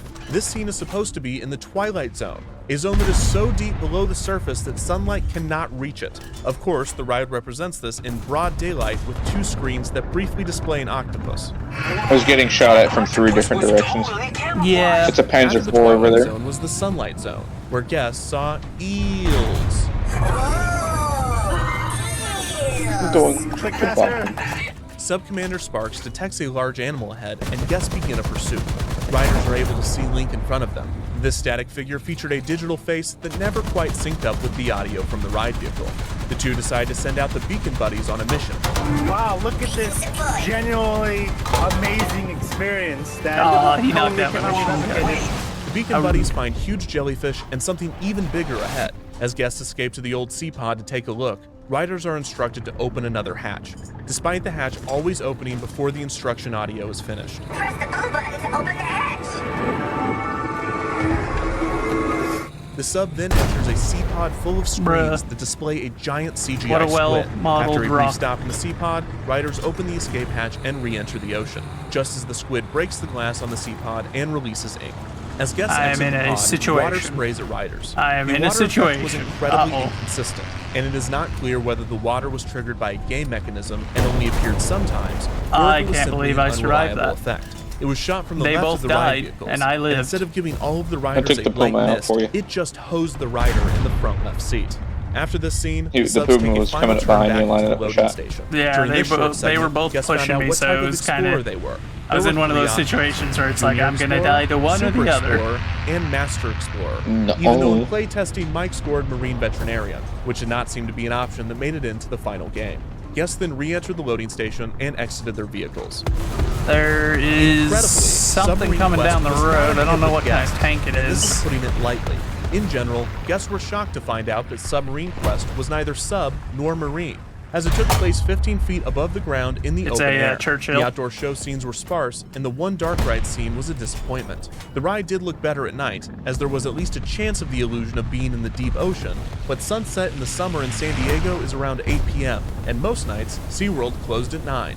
The creative decisions made for the ride were quite I confusing. got turned into a Many chicken guests nugget. speculated that the ride had its no. budget cut late in development. The Churchill's which could be trying to, like, possible, blow up but the building in concept art front for of the me, and land it's did not one of the display ones that ride you can almost blow up. exactly as it was built. Supposedly, the initial plans called for the ride track to be longer and mostly enclosed in a tube. However, it seemed that a significant portion of the budget was put into research Bringing and up my development M10. for the unique ride vehicle Thank rather goodness. than putting We're that gonna money need it. toward show scenes. The designers clearly took a lot of pride in their work, and it seems as though this part of the experience was built more or less from the ground up. The which friendly is got a theoretically flanking shot impressive. on him. However, in practice, all that is noticeable is the inherent and consistent flaws in the mechanics of the game, most obvious in the confusion during the Beacon Buddies section, which was present all the way back during playtesting. Tap the screen to deploy the Beacon Buddies. Other criticisms included the screens Dang it. being difficult to see in the sunlight and that the voice of Link was obnoxious. To add insult to injury, the entire realm had a branding problem, as seemingly everyone believed that Ocean Explorer was the name of the ride and not the name of the realm. What the heck is this Ocean Explorer ride car? So, Ocean Explorer is actually the name of the whole land. On June 3rd, 2 days after the ride's debut, the San Diego Union Tribune released a Alright, scathing I'm coming review with a of the dive ride, bomber. saying, quote, "The biggest boober. disappointment is the heavily promoted Submarine Quest. SeaWorld is touting it as a high-tech trip through the ocean ecosystem, but it turns out to be a slow-moving track ride past a few animated animals on video screens." Brady McDonald of the Orlando Sentinel said, quote, "The new land centerpiece ride is basically a slow-moving transportation system that doesn't take you anywhere and encourages you to ignore your surroundings." On August 8th, 2017, during SeaWorld's Q2 earnings call, Manby stated that Ocean Explorer had been a disappointment. He said, quote, "I think the one thing that I'm not satisfied with is Ocean Explorer. We did not market this as well as I wanted to. It's completely designed for young children, and we need to make sure that's the case." A sign was quickly placed outside the attraction clarifying that the ride was intended for smaller guests, despite initial marketing claiming it was for all ages. However, poor marketing and bad reviews would not be Submarine Quest's only problems, as technical issues plagued the attraction as well. The ride often had a significant wait, as only 2 to 3 subs were run at a time, rather than the 7 the ride was capable of. This was only a problem when the ride was operating, which it frequently was not. Throughout the ride's debut summer, Submarine Quest was constantly closed for maintenance. Donkey, By you got any September, targets? frequent guests I'm noticed that the missing ride part of was my barely tail, but I ever can do open. another pass. One visitor noted that they had been 4 times since the ride's debut, and the attraction had been Unless they're closed coming from all their 4 spawn, times. I just killed a The penguin ride before. operated intermittently throughout the summer of 2017, Alright. but was closed for most of the fall. It did reopen in December, and on December 30th, 2017, during the busy winter holiday, it accumulated Yep, I a see 130-minute at wait least time, one coming that way. baffling those that had already ridden the attraction. This was one of the last days of operation for Submarine Quest. Yeah, I It see is him too. unclear if the ride He's operated moving. in early January or when its true final day of Puma. operation was, but by mid-January I forgot that 2018, those were a there. mere 7 months after And then it opening, only the gave doors me to hits. Submarine Okay, Quest game, were blocked sure. off, leaving guests Alright, I showed speculating you. on the future of the ride. The game's got a weird sense of February what 28th, what is and 2018, isn't SeaWorld deadly CEO sometimes. Joel Manby resigned from his position Yeah. at the company after less than not 3 good years as either. the chief executive. Falling attendance and Yeah, steep it's not quarterly great about it. losses were cited as the main reason for Manby's exit. But multiple publications were quick to mention the recent failure of the Submarine Quest attraction. While clearly not the main reason for his departure, the realm's failure could have been a contributing factor. Just 4 days later, it was announced that Chief Creative Officer Anthony Esparza and Vice President of Theme Park Experience Design, Brian Morrow, were were resigning from their roles as well. Many online again wondered if the resignations were related to the poor reception of the Ocean Explorer realm, but this is merely speculation. Other rumors circulated attempting to make sense of the ride's closure. Some Man, believe that it an is injury had scary occurred to on the fly ride, low or that over an SeaWorld was American suing team either the nowadays. designers or the manufacturers over Like, it's technical always issues. kind of been scary Currently, because of there the is no number of evidence to 50s support that these are claims. Without explanation, often in the Submarine American Quest end, remained closed throughout the spring and the number of 2018. tanks at In this May, level that the have San a Diego Union Tribune turret-mounted ran a machine piece on gun. the attraction. SeaWorld San Diego's But with official the statement on the ride was, T-77s, it's quote, become a "As we've whole conveyed to nother our park story. guests who've asked, the Submarine Quest ride at Ocean I would not Explorer want to be is doing currently casts undergoing for another maintenance. team right As now. soon as there is additional information, we will communicate that to you and our guests." Theme park consultant Dennis Spiegel believed that the maintenance issues were not so severe that the ride needed to be shut down. It's but nice rather being the public's Americans. response to the ride was so overwhelmingly Because negative it means that you it was got best to a keep certain it degree closed. of safety Despite from the air open-ended attack. response on the ride Because it's just status, like, yeah, no, SeaWorld removed anyone all that mention tries of to the come ride in from and the do a park's cast website. run is The attraction's name was likely soon going to get removed from the park's shredded maps by, as well, with by the illustration being T-77s now. modified to remove the ride cars. On May 10th, 2018, Electric Eel debuted at SeaWorld San Diego. Billed as an addition to the Ocean Explorer area despite being fairly disconnected from it geographically. Going The to short do what's coaster called was a received protein well, removal. and it And effectively before we were here in distracted the guests woods from and had my Submarine engine off. Quest's continued closure. In the summer of 2018, leftover Submarine Quest toys could be found at SeaWorld Orlando and Busch Gardens Tampa, despite the ride remaining closed and also being on the other side of the country. On July 2nd, 2018, Legoland California, a theme park just 30 miles north of SeaWorld San Diego, debuted their own submarine ride. Named Lego City Deep Sea Adventure, the attraction actually placed guests under the water to view real sea creatures, which also featured more story and more show scenes. With a longer ride time and an actual feeling of discovery and exploration, Lego Submarine Ride is everything the guests wanted and expected from Submarine Quest, and audiences were quick to notice the juxtaposition. In October of 2018, 16 months after its opening and 10 months after its closure, the sign for Submarine Quest was taken down. And then I'll be right back, and then I'll tell you how to do the number thingy. Explorer continued to operate. On March 16, 2020, SeaWorld announced the closure of all its theme parks due to the COVID-19 pandemic. SeaWorld San Diego was the last of the SeaWorld parks to reopen, not opening its gates until April 12, 2021. When it did, it was revealed that work walls had been constructed around Submarine Quest. One guest noted that about 20% of the ride track has been removed, including the building for the ride's only dark ride portion, confirming that Submarine Quest is now officially defunct. Submarine Quest is a perplexing story. Most tales of ride failures have an obvious contributing factor, such as a budget cut, a mechanical flaw, a rush to market, or a world-shattering news event that suddenly makes the initial concept taboo halfway through development. However, Submarine Quest did not have an obvious hurdle. While budget, time constraints, and mechanics certainly could have contributed to the attraction's failure, based on available information, it seems just as likely that it was simply a bad idea with bad execution. The design team clearly put a lot of energy and thought into the attraction, but in all of the wrong areas, and the heavy marketing efforts and enthusiasm from SeaWorld staff could not distract from the ride's glaring and overwhelming creative failures. Submarine Quest is not only a result of the precarious position SeaWorld was in at the time of its construction, it's also a perfect representation of it. Submarine Quest, like SeaWorld, had a huge identity problem. It did not know what it should be, and it certainly did not know what audiences wanted from it. As SeaWorld continues to rebrand and evolve, the company can only hope that their parks as a whole meet a different fate than that of Submarine Quest. Oh, that's a gamepad. It's the greatest dark ride in the world. I returned. Welcome back. I think I found it. Just okay. show the compass in the 3D, or in the third person. Yeah. Alright, then yeah, I got it now. Which should be very helpful. And I was like, oh, what does this do? I clicked in and I'm like, oh, it's that thing.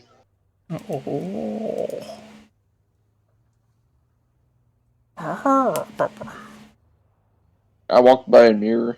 I really do look like a caveman.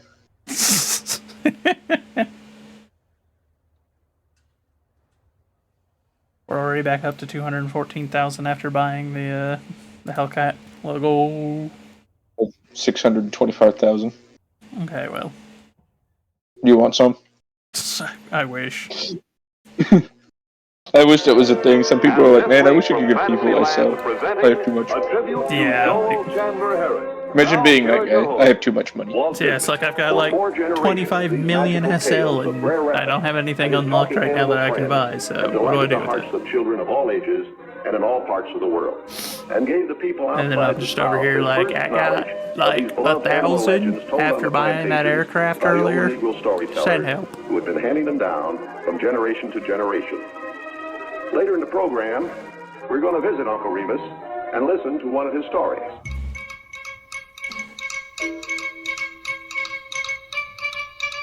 But first, let's make ourselves acquainted with the truly gentle and modest man who gave us the beloved Uncle Remus story, Joel Chandler Harris. Accidentally spawned in the imprint. When Mr. Fat Rabbit plays his little jokey, will fool Mr. Fox and Mr. Bear. Joel Chandler Harris was born in Edenton, Georgia in 1848. What's His parents going were on never over married, and his there? father abandoned him shortly after his birth. He was raised by his mother, Mary Ann Harris, in a small cottage owned by the wealthy and generous Dr. Andrew Reed. Mary Ann would work multiple jobs while raising Harris. She would often read him stories of Southern folk heroes, inspiring an interest in literature at a young age. Dr. Reed offered to pay for the young man's tuition, and he sent Harris to the local academy. On top of his illegitimacy, Harris had red hair and a stutter, which would have made him a target of harassment among his classmates. Luckily, Harris established himself as the class clown, earning the respect of the other boys. He was highly skilled at reading and writing, but he wasn't a great student, leading him to drop out of school in order to find work. In 1861, when Harris was 13 years old, the Civil War broke out. A year later, he was hired by a man named Joseph Addison Turner, the owner of a massive plantation near Edenton. Turner requested that Harris help him print the country's only plantation-centric newspaper, The Countryman. Turner became a father figure for the 14-year-old, further educating him on classic literature and helping him evade the draft. He would also allow Harris to publish some of his writings in the paper. During his time at Turner's plantation, Harris would often visit the slaves' quarters. Here, Uncle George Terrell, Old Harbert, and Aunt Chrissy, all African people enslaved by Turner, would tell Harris some of their folk tales. Most of these stories had originated many years earlier in Africa, but had since been passed down and modified. These How did were he often go told around at that night corner as a means without of me? entertainment Oh, there and are escapism. several of them But more right there. importantly, it was a way to preserve the unique culture and teachings that slaveholders were trying their best to erase. These stories would sometimes teach a lesson or provide an explanation for a natural phenomenon, and they would often employ the use of animals for the roles of the characters.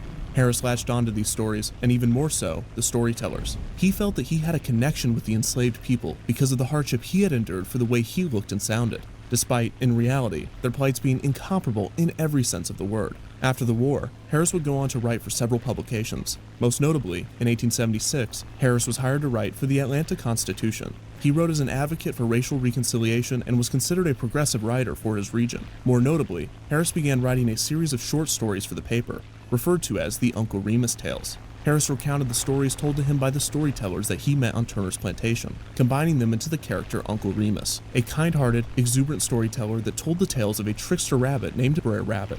The African hare was often used as a character in the folklore of the western and southern regions of the continent, and Harris heard versions of many of these tales. He would publish a few of them in books of his own, compiling them into Uncle Remus, His Songs and His Sayings in 1880, and Nights with Uncle Remus in 1883. These would receive national attention, spreading throughout the country and giving Harris notoriety in the late 19th century. Harris would pass away in 1908 at the age of 59. His work would be influential among other writers at the time, but his legacy would be controversial. He was accused of appropriating African culture, and his role in preserving the folklore is contentious even today. Perhaps most controversial is the dialect he implemented into his stories, which today reads as stereotypical, offensive, and outdated, although some historians believe that it could have been historically accurate based off of documents and accounts from the time. However, the controversial nature of his works would not stop a growing California film production company from adapting a few of the Uncle Remus stories into a feature film. Out of the singing heart Darn it, of the didn't old get his South gunner. come the timeless tales of Uncle Remus, forever fresh and new, sparkling with enchanting fantasy. This is motion picture Traded with storytelling me in at its 24. best. Here is entertainment, so refreshing, so heart-lifting, so This is so sad. satisfactual, you'll want to see it again Coming back and home. again. And there is Walt Disney's cartoon fun to give you that zippity-doo-dah feeling. Walt Disney's Song of the South premiered in Atlanta, Georgia on November 12, 1946. The film was a passion project for Disney, who enjoyed the Uncle Remus stories as told by Harris. There's a lot He had going been asking on. the Harris estate for the film rights since 1939. The film starred Bobby Driscoll as Johnny, a young boy who moves to his grandmother's plantation. His troubles, ranging from his father's absence to local bullies, catch the attention of Uncle Remus, played by James Baskett. It is important to note that in both Harris's tales and Song of the South, Uncle Remus is not a slave, despite his character being based off of the enslaved people Harris met on the Turnbull plantation. Song of the South does little to clarify this, and it is essentially left up to the audience to interpret whether or not Uncle Remus is a sharecropper. The wise storyteller helps the young boy with his problems by recounting the stories of the Briar Patch, with Brer Rabbit evading the clutches of Brer Fox and Brer Bear. These segments were told through hand-drawn animation, sometimes interacting with the live-action footage. The second hybrid animation in a feature film after 1944's The Three Caballeros. The film is most remembered for these colorful animated sequences and for its signature song, Zippity-Doo-Dah. The film's premiere in Atlanta, Georgia was the event of the year, with festivities welcoming Disney and the film's main cast. Due to racial segregation in Georgia, James Baskett was not allowed to attend Song of the South's premiere, a horrible situation that made national news. On top of this, the film was chastised by progressives and critics alike, with many African-American activists pointing out the film's offensive dialogue and the glorification of the South and the master-slave relationship. While critics deemed the film boring, they claimed that the live-action segments were too long, and the only moments of true Disney entertainment were during the animated sequences. However, the film was met with glowing reviews in Atlanta, and it proved to be a crowd-pleaser, especially among families. The issues and protests on the film's content would only worsen as the film premiered in the rest of the country, especially in New York and Los Angeles. Walt Disney seemed to anticipate the backlash. At the reception after the film's premiere, Disney reportedly joked that he had to tone down Uncle Remus's dialect despite his claims of historical accuracy. The criticism of the dialect mirrors that of Harris's work, so if nothing else, Disney's adaptation was true to its source material. James Baskett would win an honorary Academy Award for his performance in Song of the South in 1948. Supposedly, Disney urged the Academy's president to consider Baskett for a special award, since Baskett's acting performance was praised by both audiences and critics. At the time, the film did not have a lasting impact on the Walt Disney brand, positive or negative. 10 years later in 1956, a year after the opening of Disneyland, the film would be re-released in theaters for its 10th anniversary. This brought a large marketing campaign for the film. Even 10 years later, the film played well to audiences, and little to no controversy came with its re-release. Despite an entire episode of the Disneyland TV show dedicated to Joel Chandler Harris airing in 1956, the characters from Song of the South were not represented in the parks. Oddly enough, the first time Brer Rabbit, Brer Fox, and Brer Bear would appear in a theme park wouldn't be in Anaheim. It would be right where Harris grew up, and where he first published the Uncle Remus stories. I mean, I may be an AA, but your 7.7s aren't gonna penetrate me at all, dude. Yeah, no, it's not an open top. He strafed me like it was an open top, and then realized his mistake at the last second. Yeah, it was too late. I do think it's gonna take a while for people to start getting used to that. Everybody is chasing. Yeah, for America not having an open top in this tier. Yeah, well, or rather having an option to have a not open top. Six Flags Over Georgia Like opened on before, June 16, that was 1967. The all second of Six ours. Flags park after Six Flags Over Texas. Literally everyone that we had at this rate. West of Atlanta in Austell, Georgia. Yeah. Similar to its predecessor, So in like the park total, there was named like after 3 the six who weren't nations that open had top. ruled over Georgia: Yeah. Spain, France, the United Kingdom, the United States, the state of Georgia, and the Confederate States of America. Each of these had a dedicated land. In the Confederate section, a dark ride named Tales of the Okefenokee, the Old Plantation Legends, took guests on a slow boat ride through colorful scenes with familiar characters. The ride was named after the Okefenokee Swamp located in southern Georgia. While the ride did feature a rabbit, fox, and a bear, video has Uncle Remus mentioned was the not present. Okefenokee It is speculated that Six Flags did not have permission to use the representation. characters from Harris's stories, but decided to Yippee. get as close as they could. The attraction was originally supposed to be This housed is literally inside like the an almost reflection of walking the Southern distance from my Plantation house. Mansion, and guests would board the ride outside of the house through Uncle Remus's cabin. This never came to fruition, and the ride was instead housed inside of a plain-looking building. The 1967 version of Tales of the Okefenokee featured been small mentioned. animated That should figures know. with simple movement loops. Guests would board their boats and Wait. go on a tour of the swamp, seeing scenes of Brer Yippee. Rabbit attempting to hit Brer Bear with a bat, a group of rabbits following Brer Bear and Brer Fox, and Brer Rabbit with his tar baby. The tar baby, which years later would become a derogatory racial slur, was a small doll made out of tar in one of the stories told by Harris. This story would also make its way into one of the animated segments of Song of the South. Little is known about this version of Tales of the Okefenokee, and it would be completely redesigned for the 1968 season. Six Flags commissioned puppeteers and television stars Sid and Marty Krofft to redesign the ride. The new ride featured figures that were much larger than the original version, with more colorful critters similar to the Disney version of the Uncle Remus tales. The ride also had a much clearer storyline. After guests boarded the ride, they would float down the river into a swamp filled with greenery. They would quickly come upon owls sitting in trees and crows singing a short song. Welcome, neighbor, welcome to the Okey-Dokey. Welcome, neighbor, welcome. You surely made our day. You should have seen us sitting friend. We thought you would never get here. Too bad you did. Let's get on our way. This song had a similar theme to How Do You Do from Song of the South, although this could be a coincidence. After the crow's song, the boat came up on Mr. Fox, Mr. Bear, and Mr. Rabbit fishing off of a worn-down plantation. Also in this scene was a bullfrog tanning, a raccoon holding a picnic basket, and a turtle sleeping on his back. After this, the boat entered a cave, revealing the animals having formed a band of various objects. There is also an appearance of a Mrs. Rabbit. I don't think they're gonna. Parrots sing a song of warning. Yeah, it seems like their team's starting to get a little bit thin.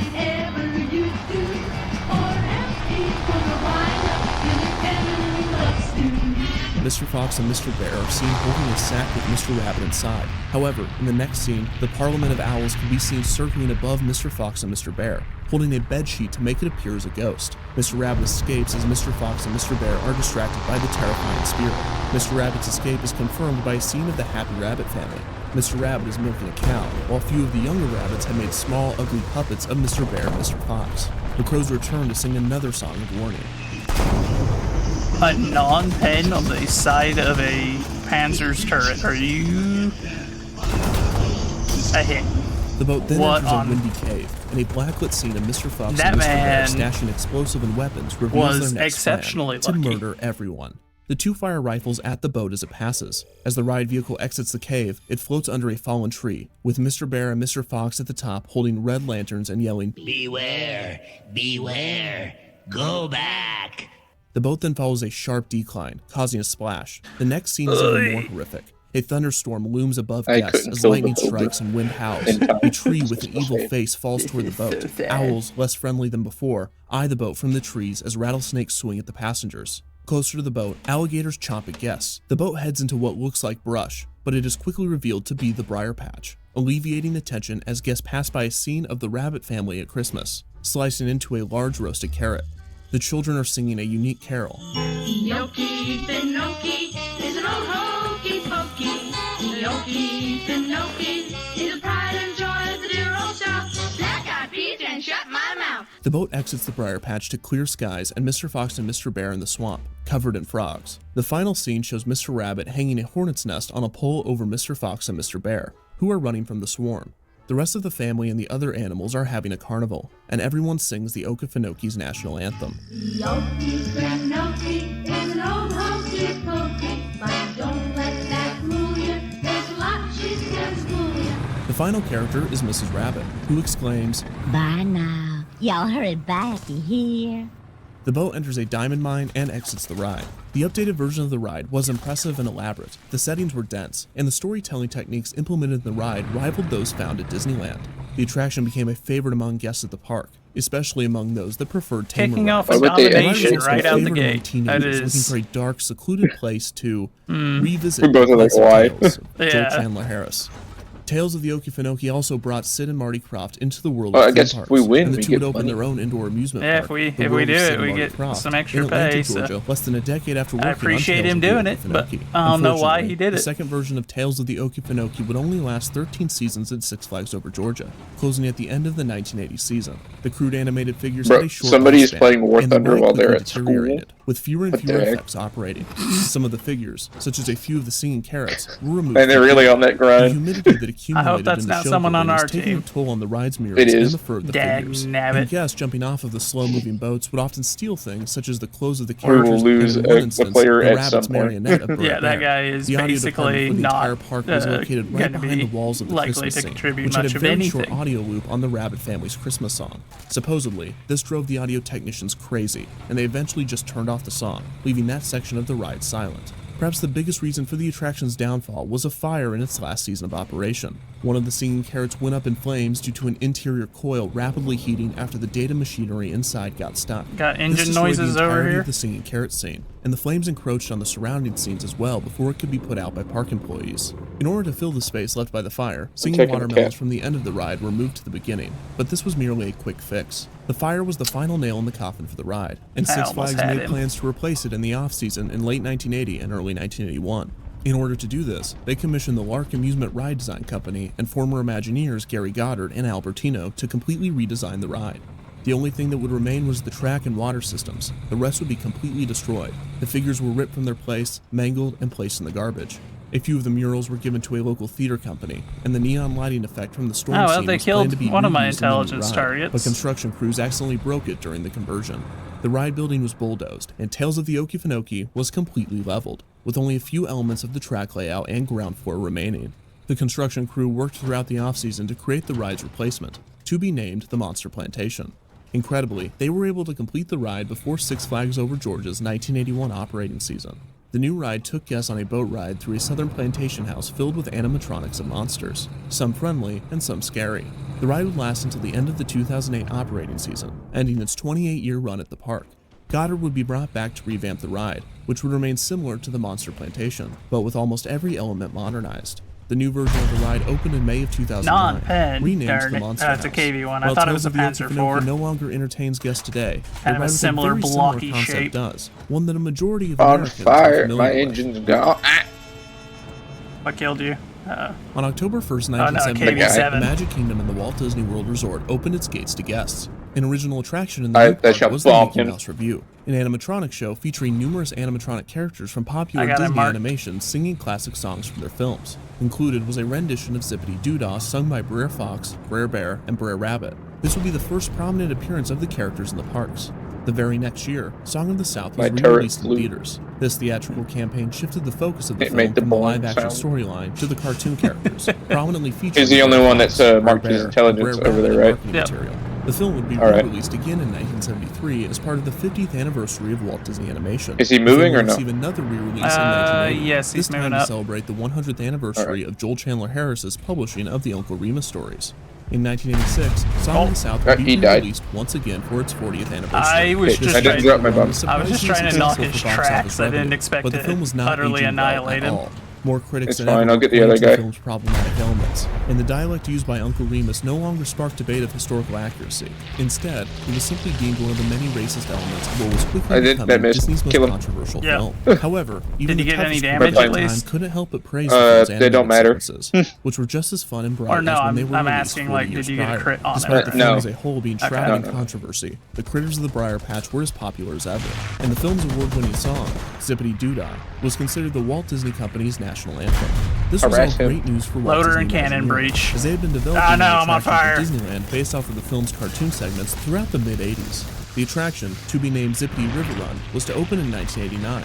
Disney's CEO at the time, a man named Michael Eisner, suggested/demanded that the Imagineers change the name from Zippity River Run to Splash Mountain I did in not order to make it. promote the company's 1984 surprise hit, my tail starring cracked. Tom Hanks, who reportedly also That was suggested they add a close. character from the film into the ride, which the Imagineers luckily pushed back against.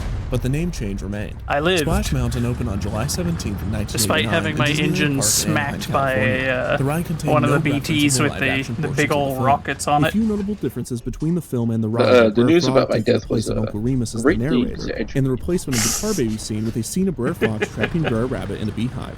The ride was not marketed as a nostalgic trip through Disney's once classic and now infamous film, Song of the South. I'm in my It was instead M70, marketed as a the high-octane, M77, intense thrill ride. T77. Interestingly, this was not an attempt to distance the ride from the controversial film. What does that It was do? instead due to He's in Eisner's a desperate what attempts now? to attract a young adult crowd to the parks, mostly his son Breck. I'm in my He used to measure how M777 tubular any given houser. ride I shall was. send This resulted heat in from a afar. very bizarre marketing campaign for Splash Mountain, especially in retrospect. Oh, I just want chat to know I'm resting my feet on our chainsaw. Ride Splash Mountain and we're ready to go. Why? I don't know. Sounds like something you'd do. It was a free chainsaw.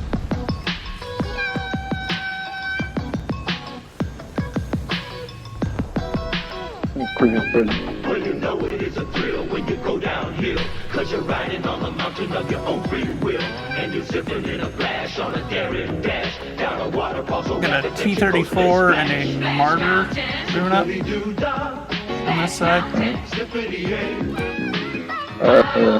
Come to try to help. I can deal with the martyr probably.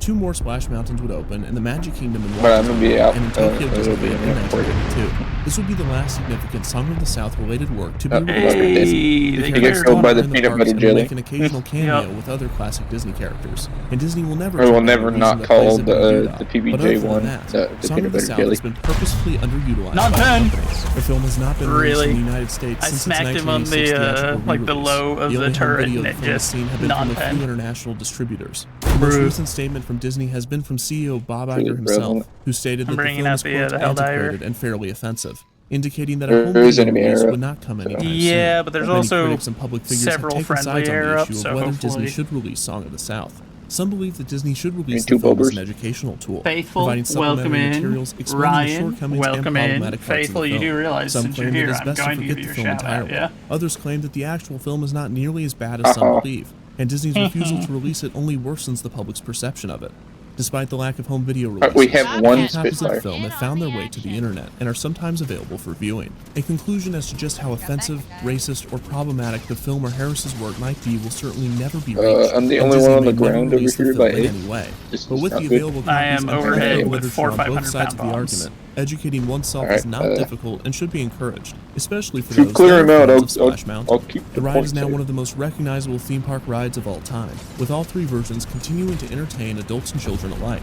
But those that visited I don't Six think it's Flags Over anything that Georgia I in can its first pen with decade of 50 cows. operation might notice something a bit too familiar in the Disney log fleet. Hits? Tales of the Are you Ocean kidding me, might not game? have What had you a smoking? 50-foot drop, advanced audio animatronics, or the elaborate sculpting work that Splash Mountain did. But For the Bombay, we're going in for another are pass. almost too many to count.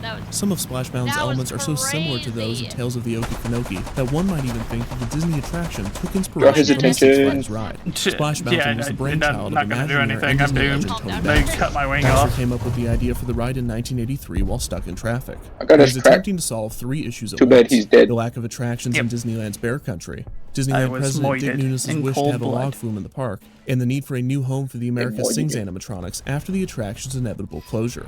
The solution to all 3 of these problems was Splash Mountain. One might Aha, wonder you whether broke the Baxter command? had ever No, made you a trip to Six Flags Over Georgia and ridden Tales of the Okefenokee. The command still One fan in worked. particular actually had the opportunity just don't to have ask Frosty Baxter doing if the he had ever shout-outs ridden the anymore. Six Flags ride. Reportedly, Baxter lit up at the mention What? of the little-known ride and confirmed that He's he still had not in dead. fact been on Tales of the Okefenokee. On my way with a It is pretty Sherman. remarkable that a Try not forgotten to ride die. at the small Six Flags Over Georgia I'm just could gonna have sit here. influenced one of the best theme park rides of all time. He's good. I can't see him anymore. And so our villain's little plot was foiled on the spot. And Mr. Fox and Bear were captured in the inn, and so we'll leave them heck? to their fate. I'm 'Cause scared. time is getting late. Is that an aircraft that just smacked me, or is there an enemy off on our flank somewhere? So the story goes in the Okefenokee, as everybody knows in the Okefenokee. One of my 50 cows is gone. Rabbit plays his little jokey, will fool I only have 5 more. Mr. Bear. It's the medium right in front of me. Yeah.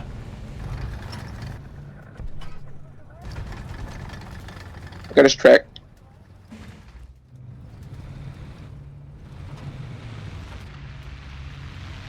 See if I can get an angle on him.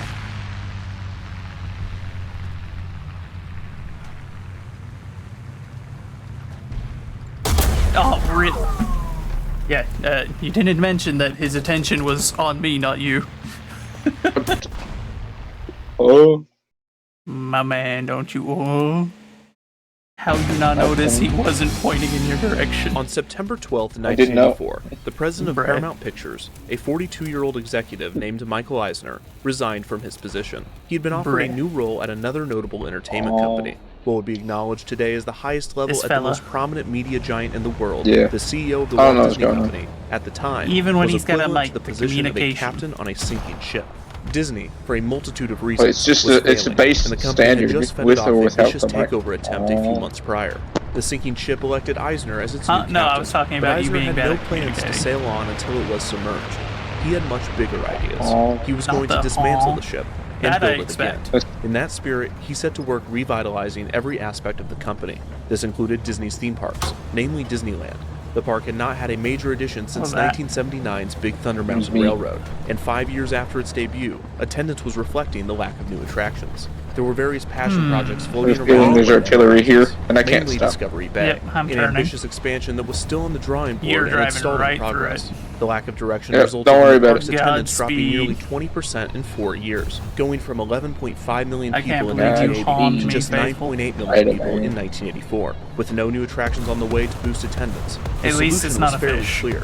I need Produce to, more like, get rides. rid of that But this one. would be one of the first times in Eisner's reign that he would demand those working more for him fish. go beyond the obvious answer. The But solution why? wasn't just to build more Because it's killed the attractions, stream but to build more twice. exciting and thrilling rides. Attractions That's less like not the point. 1983's It's not Pinocchio's areas. Daring Journey, and more like Big Thunder Mountain. This meant that Eisner would be going after an entirely different demographic for the Kind of a park. joke In the is killed the CEO's stream mind, twice. Disneyland would always attract Yo. young children and by extension their parents. Both but what they times by couldn't Rebozo, attract is too. everyone in between. Being Yeah. a family man himself, so sad. he wanted rides He's that supposed to be someone a like his moderator. teenage son, Breck, could He's enjoy. out here After assassinating taking a the trip to stream. Disneyland with his son, it was clear that the park had little to offer him. Wasting no time, Eisner began planting the seeds for thrilling attractions such as Star Tours and Splash Mountain. Eisner expected these rides to be built within a year or two, but he was displeased to hear that the production on attractions like the ones he was encouraging would take much longer. With Disneyland's attendance continuing to fall, he needed something much faster to drive in the young adult and teenage crowd. Where- A guaranteed, quick, and cheap way There to he bring is. the youth of Southern California into Disneyland. Lucky for him, it was the My turret 80s. rotation killed me. I'm out of vehicles. How did you, There's 3 guys there. how did you just survive that?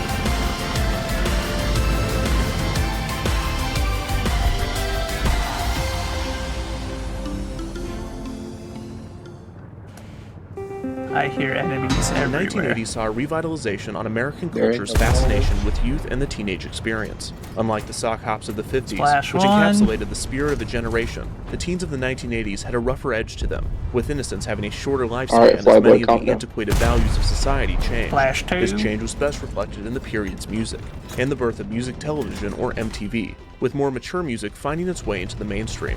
At the same time, more parents entered the workforce and divorce rates skyrocketed.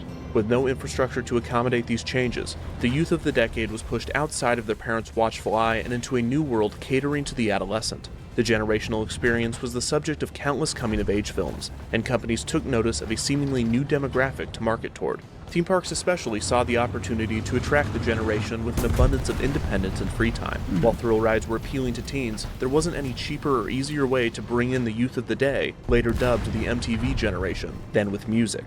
Knott's Berry Farm in Buena Park, California, Disneyland's local rival, had opened the largest teenage nightclub in Southern California, Studio K, in early 1984, and along with the Cloud9 Ballroom, the new dance spot had been attracting the area's youth in droves. This was the exact type of attraction Disney needed while they continued work on Eisner's elaborate modern e-tickets. Of course, Disney denied Studio K or Cloud9 having any What is a influence on their teenage plans for a nightclub? teenage nightclub, insisting Yeah, that it was a mere good coincidence. question.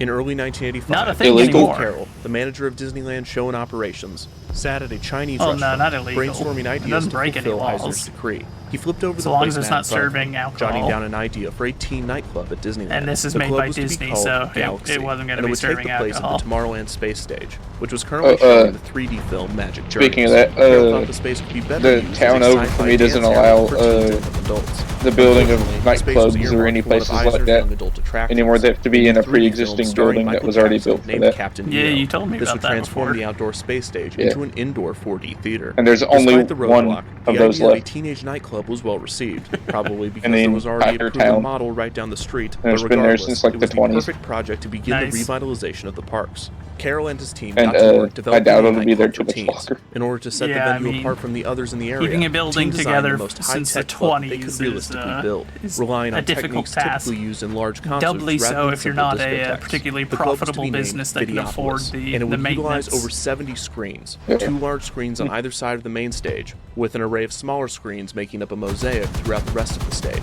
These would We display the won many popular all music videos of the day thanks that to the teens me. could view as they danced. The venue, which was to be 5,000 All thanks square to me feet, with my would also 0 include seating kills. for 1,500. This would allow Videopolis to show 12th stage place. plays or host Hey, special I got events the How did I during the get day, no and then kills? transform into a How did I get high-tech no dance kills, club no at night. assist, no The nothing, club and was to still have got fourth elaborate place? stage lighting and special effects, 'Cause some people such did as worse. light sticks that projected simple images in a way that Definitely made the them guy playing appear from 3D. school. Development Yeah. on Videopolis began on February 14th, 1985, and construction took place throughout the spring. A site in you North can't play that at Fantasyland, school? an It's too unused violent. meadow near It's a Small World, was chosen for the construction site.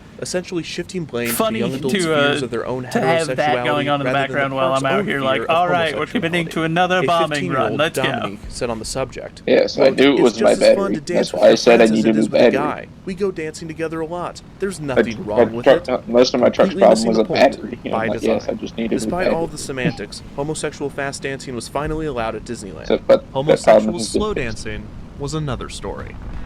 Yippee. With the first round of Vidiotes, the name given to the teens visiting Videopolis, I just knocked having down the face of the experienced building. club,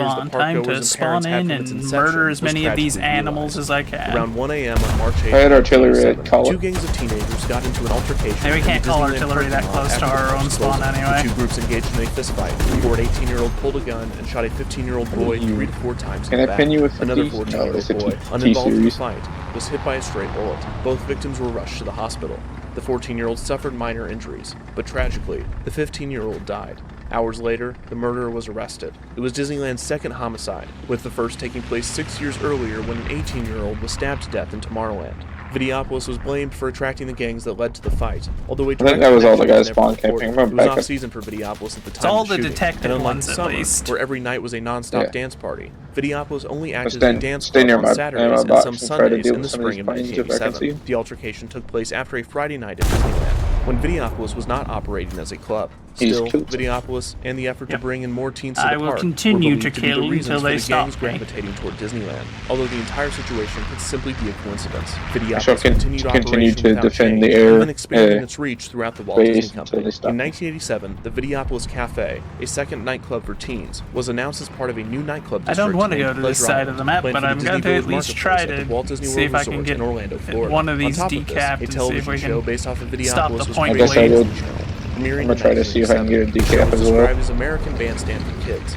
and featured host Randy Hamilton accompanied by a dancing crew of Videopolis Hey, regulars, friendly saved including me a there. young Good Mario job. Lopez. The show would see famous musical acts come by, including New Kids on the Block, Janet Jackson, and the Jets. This of course meant that the kids would have to interact with the big stars, and it was painful. Oh, wait a minute, Patrick. Weren't you going to offer Pebbles a guided tour of Videopolis? Especially the dance floor part? Yeah, sure. Just in case we lost you, Pebbles, Patrick wants to dance with you. Is that all right? Yeah, that's great.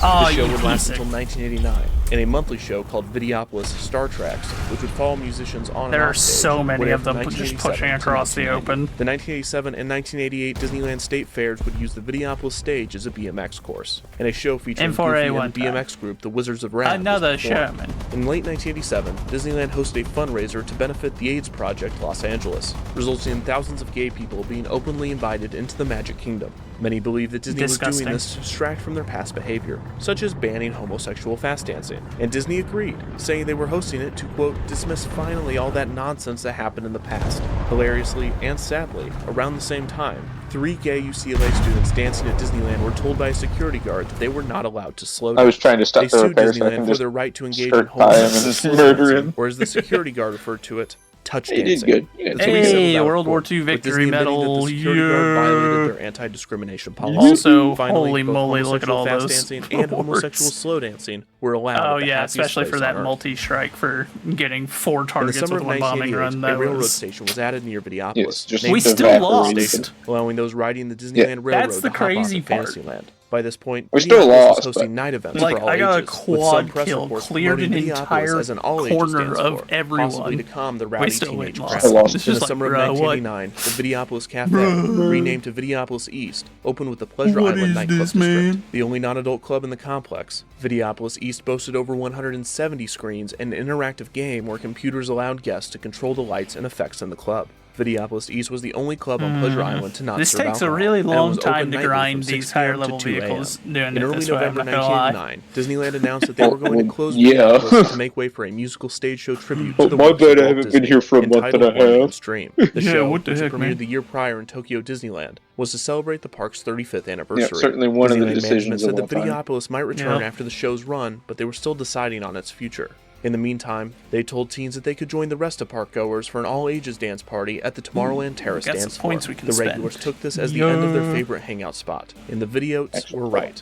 Videopolis would close on November 26, 1989, and never reopen for teens. The stage would continue to use the name Videopolis and would still sport its exceptionally 80s design, but only family shows would occupy the stage. Disney's official reason was to repurpose the space, but many speculated whether the gang incident and other issues with the teenagers contributed to the decision. It is still unclear what the exact reason for Videopolis' the closure VDAR was, is on but it does sale seem for slightly suspicious that the $25. sole reason for its closure Yeah. was the addition of One Man's Dream, as the space had hosted 4 different stage No, shows and no. countless special events in its 4.5 years of operation. It is also possible that One Man's Dream was more elaborate than the other shows, and the stage and seating area was altered to accommodate it, no longer making the dance club possible at night while the show was performing. Some speculated that low attendance at Videopolis I toward have the end 2 of its run was million another free factor in research. its closure. Or While convertible Videopolis was RP. closing, Studio K and Cloud9 were expanding, but the party wouldn't last much longer than Videopolis. Knott's Cool Teen Hangouts would close in 1991, just 2 years after Videopolis shut its doors. Videopolis East would continue to operate despite Videopolis' closure, but within Pleasure Island's first year of operation, Videopolis East was replaced with Cage, a nightclub for those Probably over should look at 18 that or too. children accompanied by an adult. Probably. Videopolis East, like its West Coast counterpart, had attracted a consistent group of teenagers visiting the club, and unfortunately, also like its West Coast counterpart, had led to fights. In Videopolis East's case, a fight between 27 teenagers that led to 2 boys being Holy stabbed. moly. Disney denied that the replacement of the club was prompted by the violence. In 1992, another venue named Videopolis would open in Disneyland at Euro Disneyland in France. While it was rumored to also be a nightclub for youth before its debut, it would end up as simply a large theater for Alright. stage shows. Very interesting ready? stage shows. You good? Rebozo, you're a little bit late on that. I had already done a shout out, but Videopolis okay. in Anaheim would host 4 additional shows after One Man's Dream, before the theater would be refurbished My into the goodness. Fantasyland Theater in Look at his 1995. dude. In 1993, the Videopolis train station had been renamed and rethemed to the Mickey's I guess Toontown you Train get another Depot with one. the Toontown expansion. The Fantasyland No, Theater is still fish. operating today, currently showing the stage show Are Mickey's we still up? Are we as still it has up? been Is for the over 6 stream years. still up? I see it still up.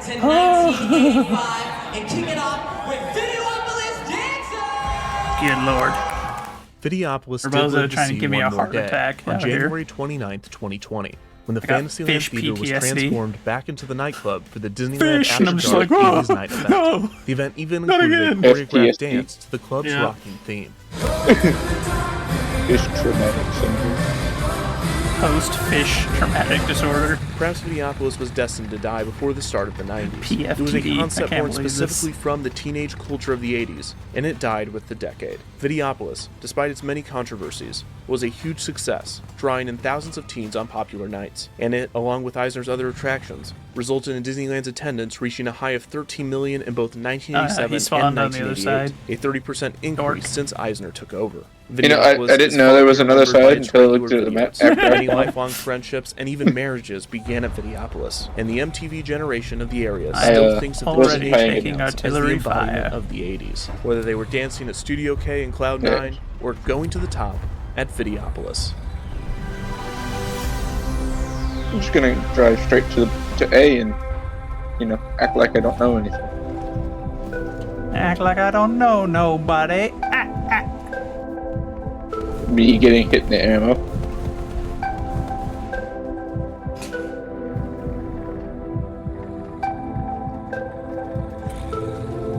Hey, friendly, I marked that T-34 right there. You're not gonna drive out there and get killed by him like you don't know he's there, right?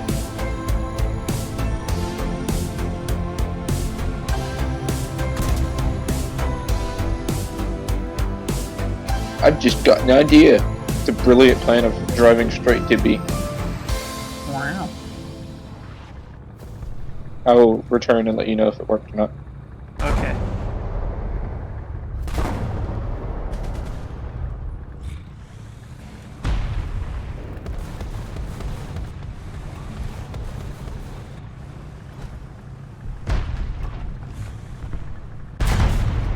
Bruh. It did not. War Thunder, please. Gaijin, please accurately model things. It did not work.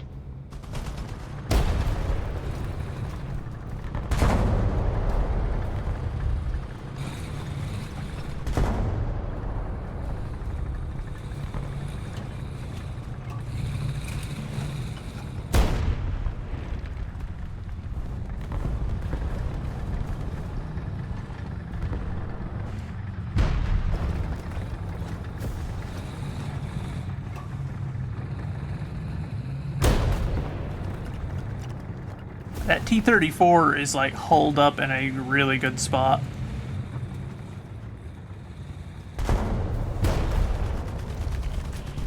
Me and a few others are over here trying to like pelt him, but his position means that we can only hit the strong parts of his armor.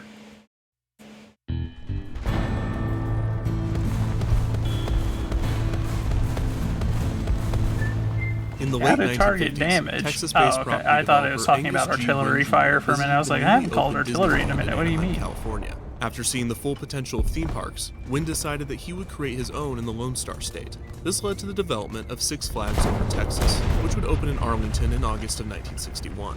The name Six Flags came from the 6 nations that have governed Texas: Spain, France, Mexico, the Republic of Texas, the Confederate States of America, and the United States of America. These would also operate as the park's 6 themed lands, all of which would contain simple attractions and shows. Six Flags Over Texas was a success, and Wynn quickly began the development of a second park. In June of 1967, Six Flags Over Georgia would open outside of Atlanta. Just 4 years later, in June of 1971, a third park, Six Flags Over Mid-America, would debut in St. Louis, Missouri. This would be the last full-fledged amusement park in the United States to be constructed by the company, and every Six Flags to open after 1971 was an acquisition of a pre-existing park. The first of these would come in 1975, with Six Flags rebranding a young park located in the heart of Houston, Texas.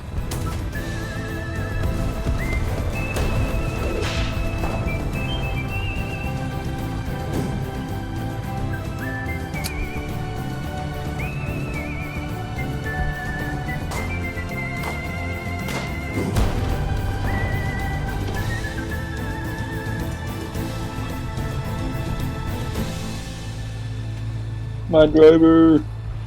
No. I don't know how he didn't kill me.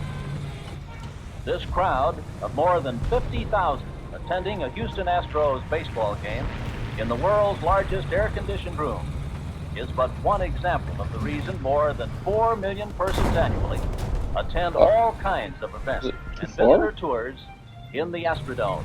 In the early 1960s, Judge Roy Hoffhines, a former mayor of the city of Houston, spent over $30 million to construct a sports stadium for the Houston It does Astros help if you're trying to shoot The someone if complex you aim would be at named them. the Astrodome, which, like the Astros, was given its name in honor of the newly Was it too far away? constructed Oh, Maine I just didn't Spacecraft name Center. it. Due to the scorching climate of coastal Texas, Hoffhines decided to make the Astrodome covered, creating Yeah, the world's that guy first had fully been domed holed up sports there stadium. for a The while. Astrodome opened in 1965 to much fanfare, being hailed as the 8th wonder of the Only world having for his its turret unique and really impressive exposed design. made it After the success of the stadium, quite Hoffhines difficult. saw potential in a larger Oh, entertainment well, complex, it'd have which he been would different call if it the was real Astrodome. life, but since it was a This was to include T-34 a convention center in in the Gaijin's Astrodome, world, on-property hotels, yeah. and a brand new amusement park named Astro World. Hoffhines wasted no time, purchasing additional land on Houston's Loop 610 and beginning development on the Astro Domain. The plans for Hoffhines theme park were finalized in January of Yeah, I mean, it does have the 1967. In advantage fall of that using same year, stellinium in this Hoffhines would game announce the versus park to the using public. Soviet steel, which was Become the world's greatest tourist not attraction, with the very potential good. of 1.5 million Brittle. guests every year.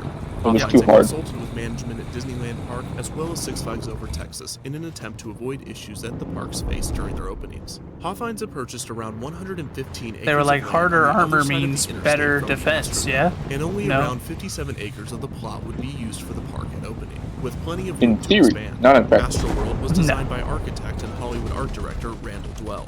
After spending decades as I a ricocheted. designer on many famous Hollywood films, Dwell would create Getting a those front that would bushes off of combine you, his nerd. architectural skill and cinematic techniques. Get out of here with that, this, he and nerd. his associates Commander would Gunner go on loader. to design a large number of U.S. theme parks, including Six Flags Over Texas. Oh. Designing Astro World was not going to be Dwell's easiest assignment. Ricocheted again. Many obstacles I can't see due to the started. fire. The first issue with the area was that the ground was particularly wet and swampy. This required over 1 million cubic yards of dirt to be brought in to fill the foundation in order to prevent flooding. Also, Loop 610 separated the park from the rest of the Astro Domain, so a private bridge would be built across the interstate. in Oh, order I to am allow closer to guests their parking spawn on the area than I Astrodome side to realized. walk to Astro World. That is my At one bad. point, discussion of a monorail loop for the Astro Domain properties was discussed, but this never came to Oh, book. fruition. Finally, Houston. Yeah, you can kill me. It's fair. Once again. He, Dwell, and I the shouldn't have come that air-conditioning close. I company didn't Carrier realize how would create close an I had just elaborate gotten. outdoor cooling system Thank you. in which fans blowing cold Thank you water for would be finally placed throughout putting me the park, down, sir. blending in It took you a with bit, the but theme. The park received elaborate landscaping, giving Astroworld lush greenery that was rarely seen in the area. As for the layout, Dwell divided the park into Helldiver. 8 themed areas: American Helldiver. Square, Oriental Corner, Plaza Yo, de Fiesta, baby. Children's World, Western Junction, European Village, Alpine Valley, and Maudeville. The American keep Square thinking was the I'm park's hearing entrance. jets, It and was I'm just similar like, in what? design and function to Disneyland's Main Street USA. But with a I gotta variety of remember, shops we're and down in the placed lower throughout the tier. area. There aren't Oriental any Corner jets featured at a station for the 3.7. park's train, the 610 He's losing his Black mind. Dragon, an octopus-style I've carnival fought too ride, many jets, and bro. station for the Astroway. That's all I've been doing the last little while in this game. Was home to the Lost World It's just the American air grind, and I was at the point where it's just jet fighter. Me and my Swedish friend featured attractions for younger children. These included the Maypole, a teacups ride, a playground featuring an enormous boot slide, a petting zoo, and Are they the Rub-a-Dub, capturing A, or simple are we boat ride capturing themed A? after nursery rhymes. The Western Junction featured another train station for the 610 Limited. Okay, as looks well like as they're the Palace capturing A. Theater, reserved No, mainly it's for gone Western-themed stage shows. The area also included a Wild West shooting gallery, a Chance Trabant carnival ride named Wagon Wheel, and the Mill Pond bumper boats. The European village prominently featured the Astro Needle, originally named Skyrama. This 340 feet tall double-decker Intamin gyro tower slowly lifted guests into the air, gently spinning in order to give them a view of the park and surrounding area. Due to its size and placement, this was considered to be the park's centerpiece. Also located in the European section was the Le Taxi, a French car ride that allowed guests to drive around a track and through a tunnel. The Alpine Valley featured a carousel, Alright, I'm gonna go the get other more stations, bombs. the Astroway, and Astroworld's most And- complex ride, the Alpine and, Sleigh Ride. This patch thrilling dark that ride oil took leak. guests in sleighs in and around the mountain, named It's fine. Hoffmannsburg. From the outside, guests could view the large structure, with its snowy peaks and gushing waterfall. The ride itself utilized state-of-the-art Okay, nice. technology. On I'm the way kind up of the mountain, surprised that I guests only would pass killed the that Echo Tunnel, Panzer, with a considering sign the first curving guy I into dropped the bombs open at was They would eventually an reach a open second top. tunnel, hearing what they had shouted before. This was He must have executed just with a kept microphone cruising in and the got first out of tunnel, range of the recording bombs. sounds onto a specially developed tape. It was perfectly timed to play the recording in a Blind second Soviet just as man? guests reached it. Dead. The next effect came after a steep drop into the mountain in a section nicknamed the Blasting Tunnel. Here, strobe lights would brightly flash, disorienting riders. What? They would then fly past a scene of a How- miner with how? explosives next to a What boarded up happened? tunnel. Guests would dip and turn, I eventually shot making their him way in the past flat film face of the projection turret and on the avalanche. Panzer IV, and After just like, this, oh. guests would come face to face Yeah, every with an once in a abominable while snowman, they get played by a that park kind of employee luck in where a you're cruise just like, costume. bro, what? While the entire How'd ride that was happen? inspired by Disneyland's Matterhorn Guys. bobsleds, the addition of the monster going truck to predated the- Disneyland's animatronic by a decade. The next section guests would enter was the cold room, complete with falling ice and Gentleman freezing Jim temperatures. is coming This in to effect was bomb made him. possible by the air conditioning of Carrier, and the cold room was the attraction's biggest draw, especially on the hottest days of the summer. After making their way through the room, guests would take a final steep drop, returning them to the loading station. Never mind, The he has attraction was by died. far I shall the bomb most unique someone and else. heavily themed experience at Astroworld. It would open 3 weeks after the park due to construction delays. Turn off the ride our would engine, unsurprisingly come to a experience full variety stop. of technical difficulties over If time, I do that, I'll causing the fall out of removal the air. many of the There we go. original effects, including No, the I'm abominable turning snowman, my which engine only off. lasted a Don't few turn years yours due off. to poor guest-to-monster relations. Also Finally, wanna have a the little bit Montville of, section of the park consisted of a variety of Gotta fun go to the rides. checklist These real included fast, a but double-width okay. Ferris wheel, the Astro Wheel, a scrambler ride, the Happening, and another tracked auto ride named Spinout. Astroworld came with a high price tag, around $25 million, but it seemed that it was well worth the cost. there's one. Hofheinz and Dwell's attention to detail rivaled that of Disney, and the Give me assortment of your attractions built before the park's Give me debut your was impressive money. to say the least. With Astroworld completed, it was time to open the I am wonderful taking world off. of fun for its first season. Where's my tail gone? Alright, will shortly. Huh? I didn't even touch the tree and my tail disappeared.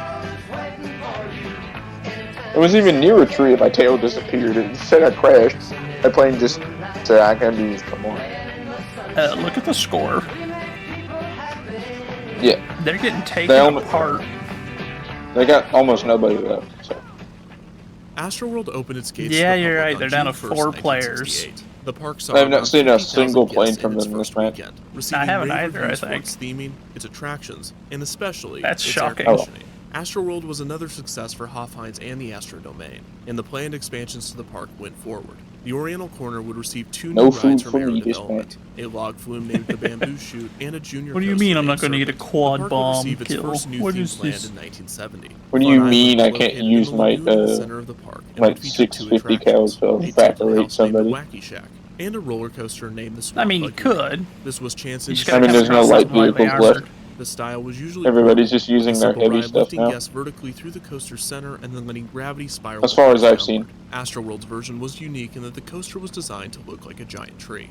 In 1972, another new land, There are Country 2 Fair, players, opened. or 3 This expansion technically, cost if around that one guy $1.5 million, respawns, but as it included Astroworld's first big coaster, considering the he's Dexter on Freebish 4 electric roller deaths, I ride. don't This aero mine car anticipate reached him a height coming of back. 80 feet and featured a 60-foot drop. A new carousel, no, he came a walk back. through Museum of Time Period Antiques, and a bumper car ride named the Der Fender Bender also premiered in the area. Astroworld's official Surprising. mascot, Marvel McFay. Well, it doesn't matter. He's about to About lose this time. anyway. The character would soon get his own theater with stage shows in Children's World. The park was Keep filling out wepping, quite nicely, keep adding shops wepping. and restaurants, renovating rides, and switching out the smaller attractions every so often. The park had become part Shoot of him Houston, down. and the locals looked forward to its Oh, opening I couldn't season kill him each in year. time. However, whether guests Neither had could or I. not, There was a change BTR was I on was its lighting way. up with the ground belts. Can't believe the game didn't let us stay in there a little bit longer so I could kill you.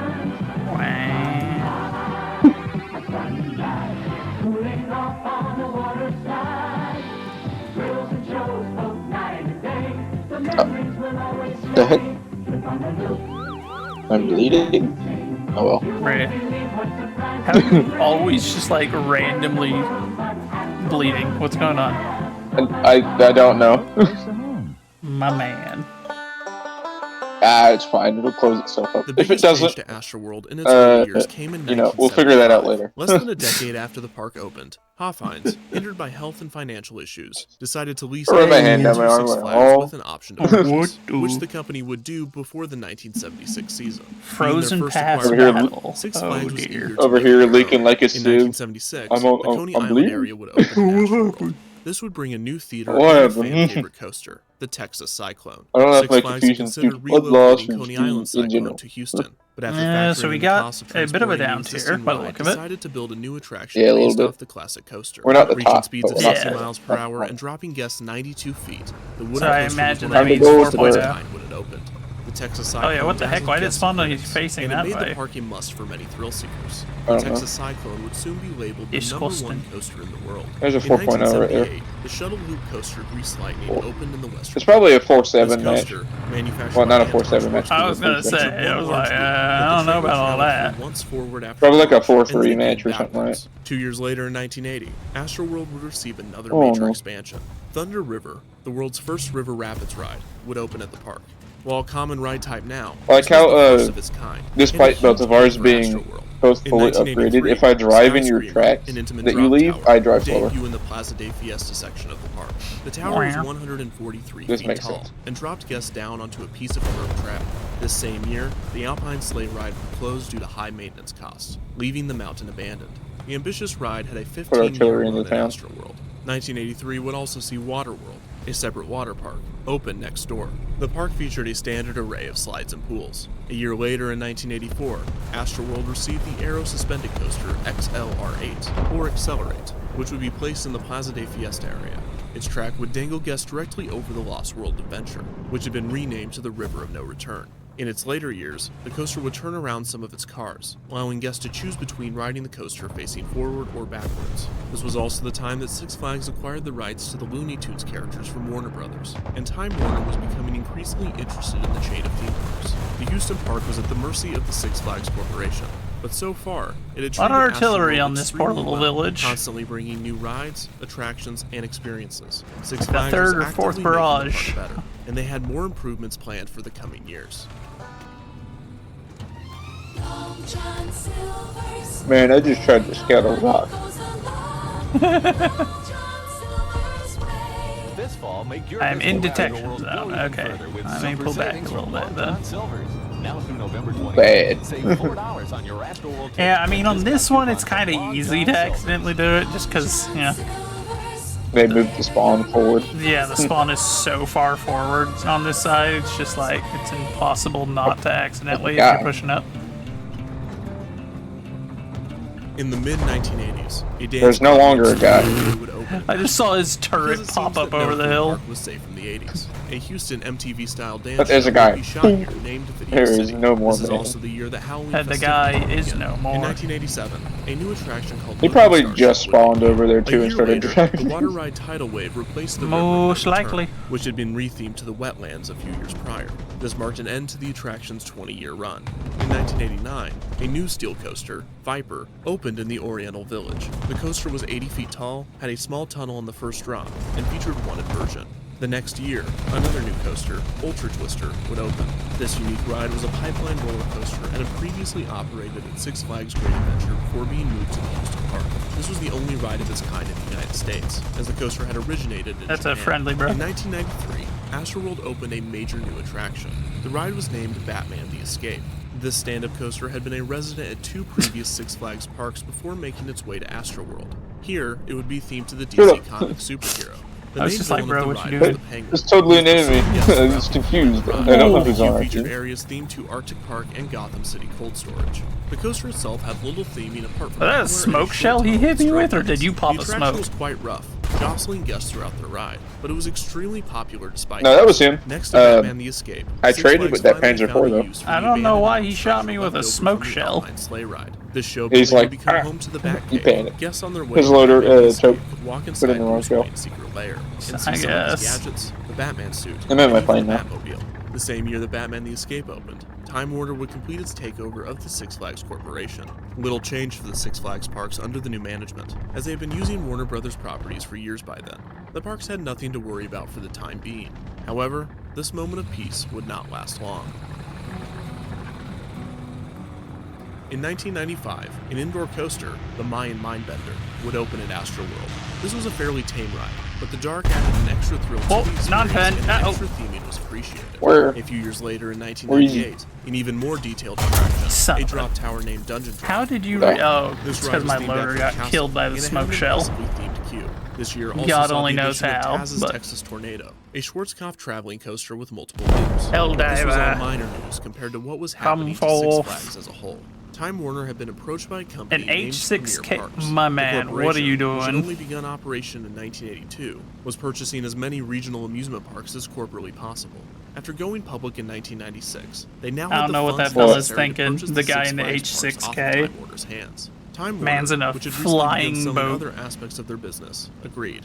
Premier Boat. took control of Yeah, all of the That's Six what he's Flags getting- parks, that's what he is bringing thinking. the total number of amusement parks owned by the company to 30. He's got Kieran the Burke, he's got the chairman title and CEO rammer. of Premier Parks, At least it fits. He's celebrated that Japanese. this is a transforming True. transaction for Premier, making us the world's largest regional theme park company. Premier began rebranding their existing parks with the Six Flags label. Time to do eventually a dropping the name hammerhead Premier maneuver. altogether in favor of Six Flags Theme Parks Incorporated. Astroworld continued operation as That usual, hammerhead. hoping that the changes in the company would have only positive effects on the 30-year-old park.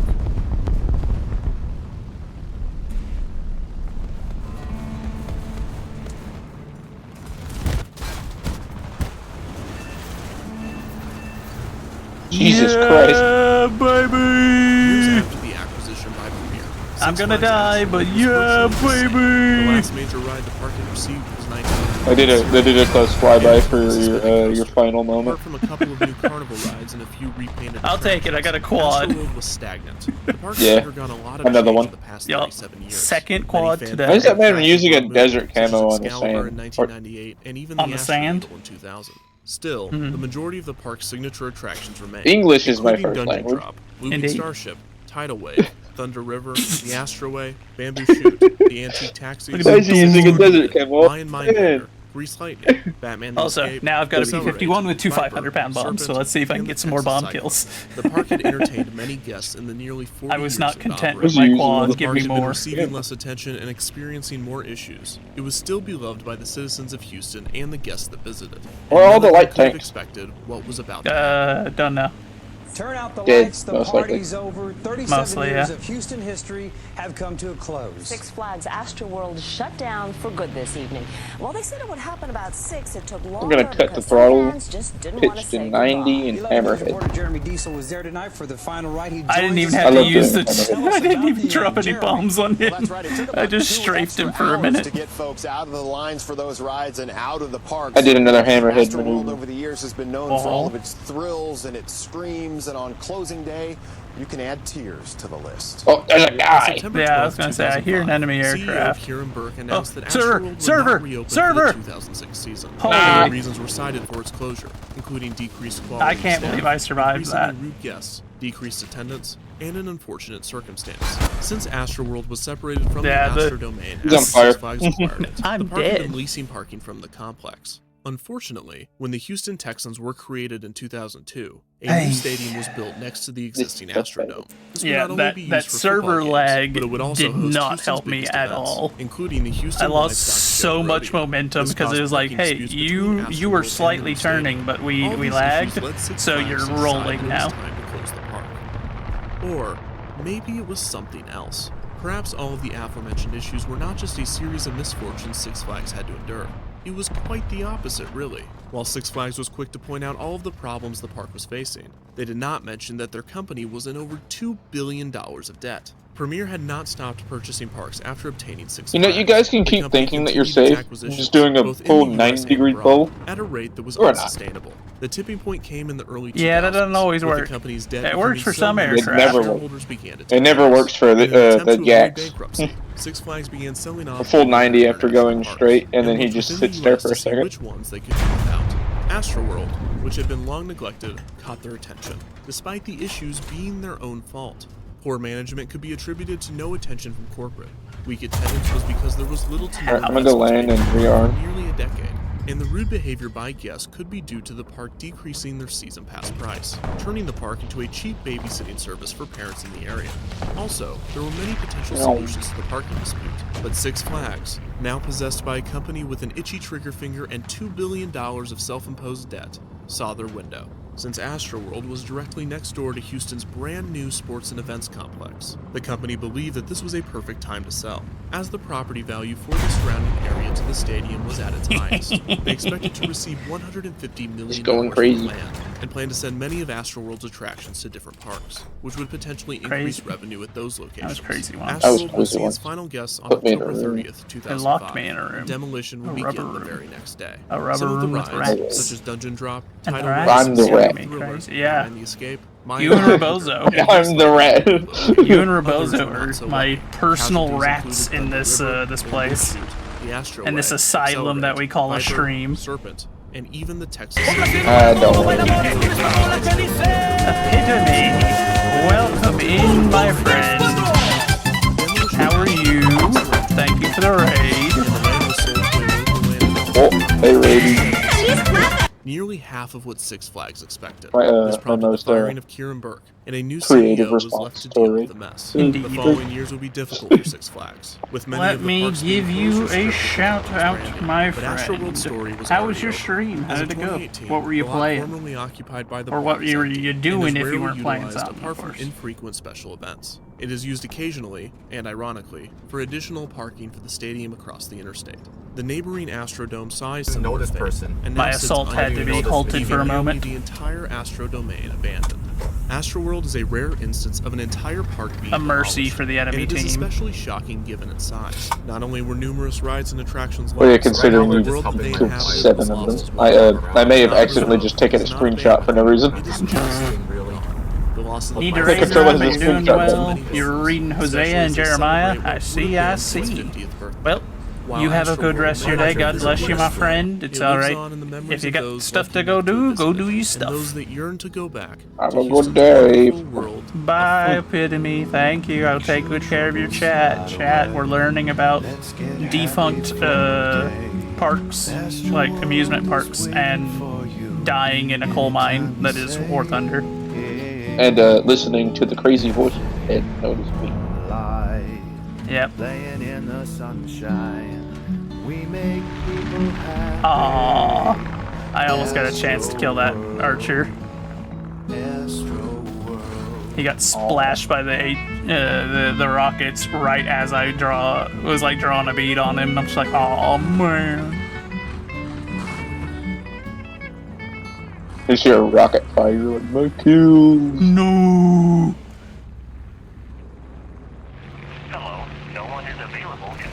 Me saying like what an hour and a half ago that I'm hungry. Still not eating. Careful, if Faithful's still listening, we're gonna get yelled at. She can yell at me all she wants to. I'm not gonna get up right now. Bro, you forget she has access to this VC. I know. You could actually get yelled at. There are no active There are players no left on the active enemy team. players. We have murdered them so hard. She can yell at me later. I'll probably have food by then at least. Man, I've had a couple of quad kills with bomb today. Like, I'm kind of shocked. With bomb. With bomb. I was gonna say bombers, but then I realized that that's not accurate because the P-51 is a fighter. But I got kills with it too, so it's just like, Well, I mean, the F-117 is a bomber, but you know that's not what the U.S. government called it.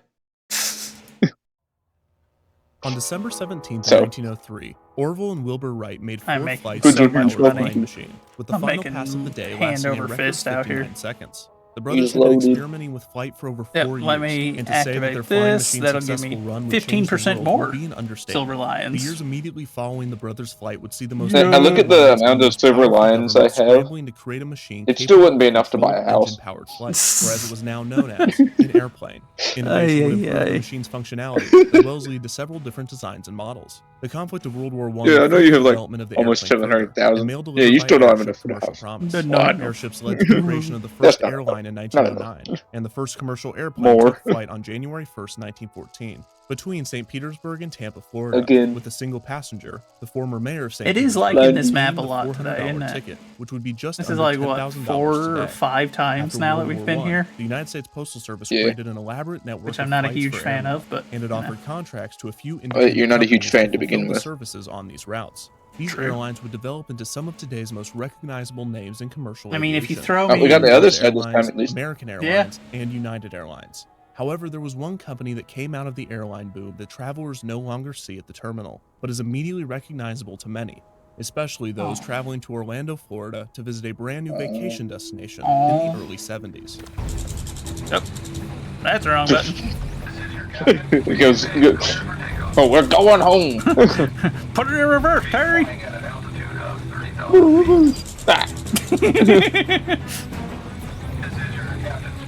Maneuvering. A tank pit maneuver. Can't believe this. Let's go, let's go, let's go. Chunky, why are you so far behind? Come on, man. Hurry up. I'm fully upgraded. I don't know why I'm so slow. By his parents, 2 Swiss immigrants. What's your along driver with his level 7 like? siblings. The family lived in poverty, with his father working construction and odd jobs. Perhaps. His father, who was especially explains strict on the it. often mischievous Eddie, My driver instilled actually in his has son a love for machines like a and couple of tinkering. levels. Eddie would be repeatedly told that a machine. They put more into agility for a mantra replacing that him. Eddie would take to heart. I Tragically, Eddie's father was killed prioritize in a like their construction personal accident when skills, Eddie and was then I only 12, do forcing him agility to and drop out of repair and school whatnot support later. his family. He continued I mean, for to study gunner, machinery you know, and took you need engineering classes agility. on the side. He was particularly I mean, for fascinated with gunner, you just want automobiles. targeting. In That way you can 1906, whip the he gunner would get a around. job with a race car driver Yeah, but if named the Lee gunner Frere, gets taken and out, took if he has Eddie under his agility, wing. you get him back This would faster. spark a lifelong love for I racing. mean, yeah, fair After enough. his stint with Frere, That's also Eddie would a good become argument car for it. salesman for the Columbus Buggy I do Company both. and begin I do racing agility in and the following years, he would targeting participate for in the gunner and Indianapolis 500 driving times and set a world speed record at Daytona. you know. But I haven't Before been. racing I don't have California in nearly as November many levels in 1916, driving as you Eddie do. would have the chance to fly in an Yeah, which is why I'm He getting knocks down around. the entire side of a flight Zeppelin. that would change his life. Yup. After World War I broke out, I Eddie lightly expressed tapped interest it. in fighting for the Allies, and in 1917, when the United States declared war on Germany, Eddie would have his chance. He was among the first group of men to be shipped overseas, given preferred Like how it's so treatment for the violent fame just he for had a acquired tiny as a race car missile. driver. Yeah. World War I was the first major war to see air combat, and the new landscape of machinery fascinated Eddie. After claiming he was 25 instead of his actual age of 27 in order to qualify for flight training, he was enlisted into one of the air combat units. His skills in the air would result in multiple promotions, eventually being named commander of a squadron. He would also receive the Medal of Honor and would set See a many guy? records during the No, war, I'm looking. including most victories with a total of 26.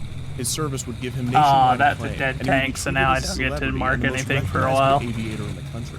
In honor he would hold until Charles Lindbergh's solo nonstop. Well, you have the thing that tells you which way you're looking, right? In 1923, yeah. Rickenbacker and 2 of his Yeah. business So if you partners founded if you an need somebody airline marked, named just tell me. Florida I'll Airways. mark it. Rickenbacker's fame allowed him to draw major If I see one, I'll investors try such to- as I mean, obviously, Percy Rockefeller obviously it doesn't and give you Henry points, Ford. but Florida Airways was able to secure Sorry, their I was in mail binocular contract view. with the US Postal Service. Rickenbacker's airline would only last until we got one at 77. Passenger revenue was lower than expected. Next to possibly the, due the ticket price. A one-way that ticket from Miami windmill. to Jacksonville cost Looks like a $60, Puma or something. just over $800 today. All of the commercial airlines of the time relied heavily on the revenue from the airmail contracts, and turnover was high for the routes. which windmill? The Many one companies close dissolved or left? being absorbed 77. into others.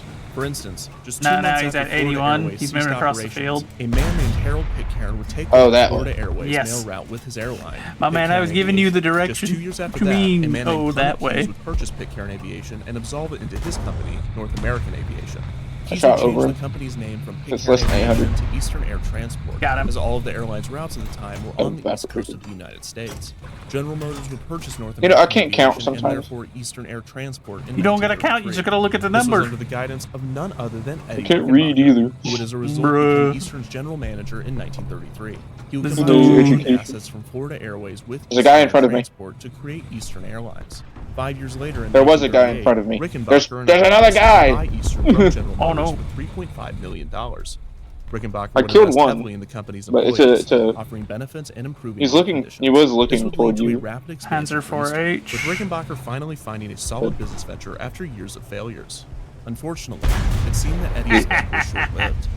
On February 26, I have avenged you. I set off his ammunition. Rickenbacker reported an Eastern Airlines flight to Brownsville, Texas, with multiple Yup. stops. I'm coming back in the The plane. plane was heading for Atlanta's airport around midnight. Oh, in a but plane. began to I thought you rapidly said in a lose thing altitude for a and moment, and I was like, what? The plane slammed into a tree line and crashed into the ground. Yeah, I'm in the Times thing. and ejected some I'm in the passengers. thing. 5 It's like, passengers and 3 There is an passengers enemy were airplane killed, up. and reports Yeah, said I that heard him Rickenbacker fly was among overhead. them. However, the I'm gonna try to veteran get him. miraculously survived, pinned under Got my the engine wreckage. slow Other down, passengers so I don't attempted have to this signal 1,000 oncoming pounds on planes, my suggesting lighting the wings, flare, making me wiggle. but Rickenbacker, through his intense pain, warned that it could ignite the Wiggle, spilled wiggle, gasoline. wiggle. Luckily, a dog spotted the surviving passengers and guided them to a nearby house. Bringing back a Rickenbacker meme was from in like critical condition 2015. and was given a 50-50 chance to live by his doctors. The crash had resulted in him suffering a fractured skull, fractured hip, shattered left elbow, paralyzed left hand, a broken pelvis, broken ribs, broken left knee, a dislocated eye, and more. Amazingly, Eddie was Teammate brought just shoot back me? from the brink of death. No, I wouldn't be there's surprised. no, there's Later that a lot year, of tracer United fire States coming from the entered enemy World War side. II. Rickenbacker and Eastern helped. I wouldn't be war surprised if a efforts, using teammate the did company shoot to me though. support military I mean, flights, yeah, which I in wouldn't be turn surprised helped either, out. but that is not the Expanded case Eastern in this thrived in the years situation. following the war, and the company purchased Colonial Airlines in 1956, adding a network of flights to Canada. However, Rickenbacker's refusal to invest in jet planes resulted in his The ousting. only reason I'm saying that is 'cause it looks like I got hit with like a bomb or something like Stanton that. as director and chairman of the board. Which I didn't get hit by a Implemented bomb. its first jets the following year. They- In What? I have an air brake on this. What? His positions at Eastern Airlines, They added the air brake leading his 3 for the decades with 836. company. Eastern continued its innovation and expansion through the 60s. I didn't know that. I just accidentally hit the air brake button. I didn't know that either. Ryan, look, there's a new kind of plane. Guy, Eastern's new just die already. Boeing Crash your plane. 727 Do it now. jet. Look how high the Do it. 34 feet. Look where they put the jets. In the I'd say tail something, but I'm trying to be That's nice. one reason it's so quiet. The passengers are always riding ahead of the sound. Where does Crash. it fly to? I don't know. Or, yeah, thank you. Oh, no, that wasn't you. On Eastern's new 727 Dang it. jetliner to Washington, Philadelphia, and Boston, and a unique new dining service is worth. He's getting it. He's got a shot on me, and I'm dead because yeah. Filet mignon, Ford lace sauce, prepared as you like it. Eastern 727 jet. What the heck is that thing? Quiet as a library. Row 57. Smartest way to leave town. It's a cow. Come fly with Eastern. How did this guy... My man, you are the epitome of the oblivious German player. The expansion allowed for more and more people to have the ability to fly, regardless of economic status. In 1967, Eastern purchased another airline, Mackey Airlines. That dude was and in also like expanded 10 their feet international of me, flights further. didn't notice In me until I shot his 1970, Eastern friendly. adopted the slogan, "The Wings of Man." German man moment. Their previous Yeah. slogans, first I was just, I was shocked. I was like, wait, you're not a dead tank? You're alive? Number one to the sun, Oh. and had done little to boost Like, the he airline's reacted marketing. so Wings of slowly Man, to what was however, going restored on. a sense of class to the airline. The man had Most barely airlines any struggled nerves as they in his reduced brain. rates and Yeah, increased like, he their could have On single-handedly September stopped me 23rd, from doing 1970, that just it was now. announced that Eastern Airlines But would he be the just... official But he didn't. airline of the Yeah, Walt no, Disney I World just got like a Resort, set to quad open over for here a because he Eastern was planned to just... have more flights going to Florida every day than all of the other airlines. Remember, if it's not This allowed directly for in double front of him, promotion he does not know it and exists. the new vacation destination. Yeah, basically. If it's not, like, they drive around, it's just the scope view, and the, you know, that's about it. Look at all the tracers! Do you know the way to the Magic Kingdom? You know you're fighting an American team when that's what the sky looks like. I'm making my way to you. Making your way downtown. I mean, I'm actually in the town, so... The airline of Walt Disney World.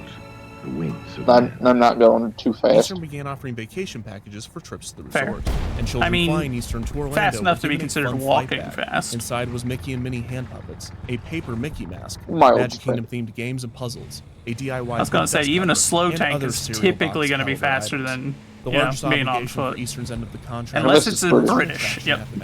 Unless it's Same British. brain cell. would open in Tomorrowland on June 5th, 1972. We hate less the than a British. year after the park opened.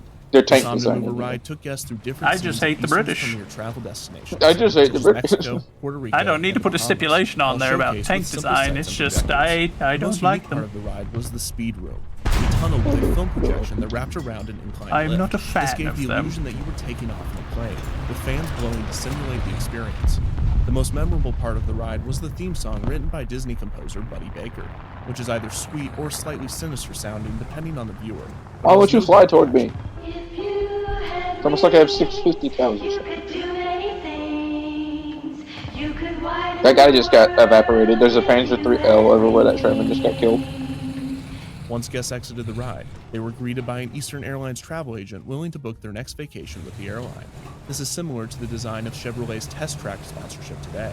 Eastern's sponsorship with Disney prompted them to purchase more planes There's and no more add new Stug, flights though. to Orlando. Nope. By this point, Eastern was one of the Stug biggest it. airlines in the country. In 1975, retired astronaut Frank Borman became CEO of Eastern Airlines. He replaced Where was the that Wings of Man Panzer you were campaign talking with a about? new campaign Going. starring himself, along with a new slogan. Did you find him?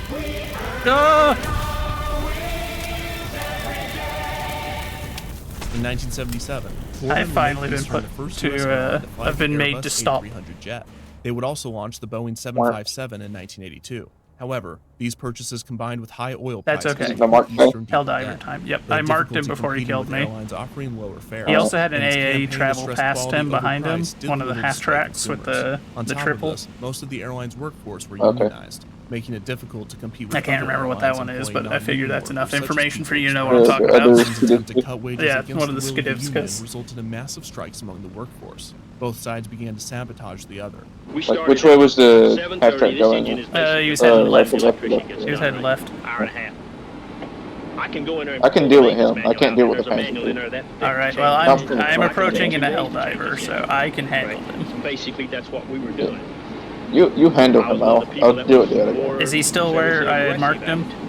Right, 'cause I was Yeah, he's protecting still in my- that. in He's other words, I was driving like a toward groundhog C digging in his now. hole. I was protecting my Somebody hole. called The issues piled artillery. on, and Or he's Borman had driving no toward choice B. but to I sell mean, the airline like, in 1986. letters. This would result in the beginning of Eastern's They're still out in the field. Eastern Airlines was Yep, I sold see to him. Frank Lorenzo for just $615 million.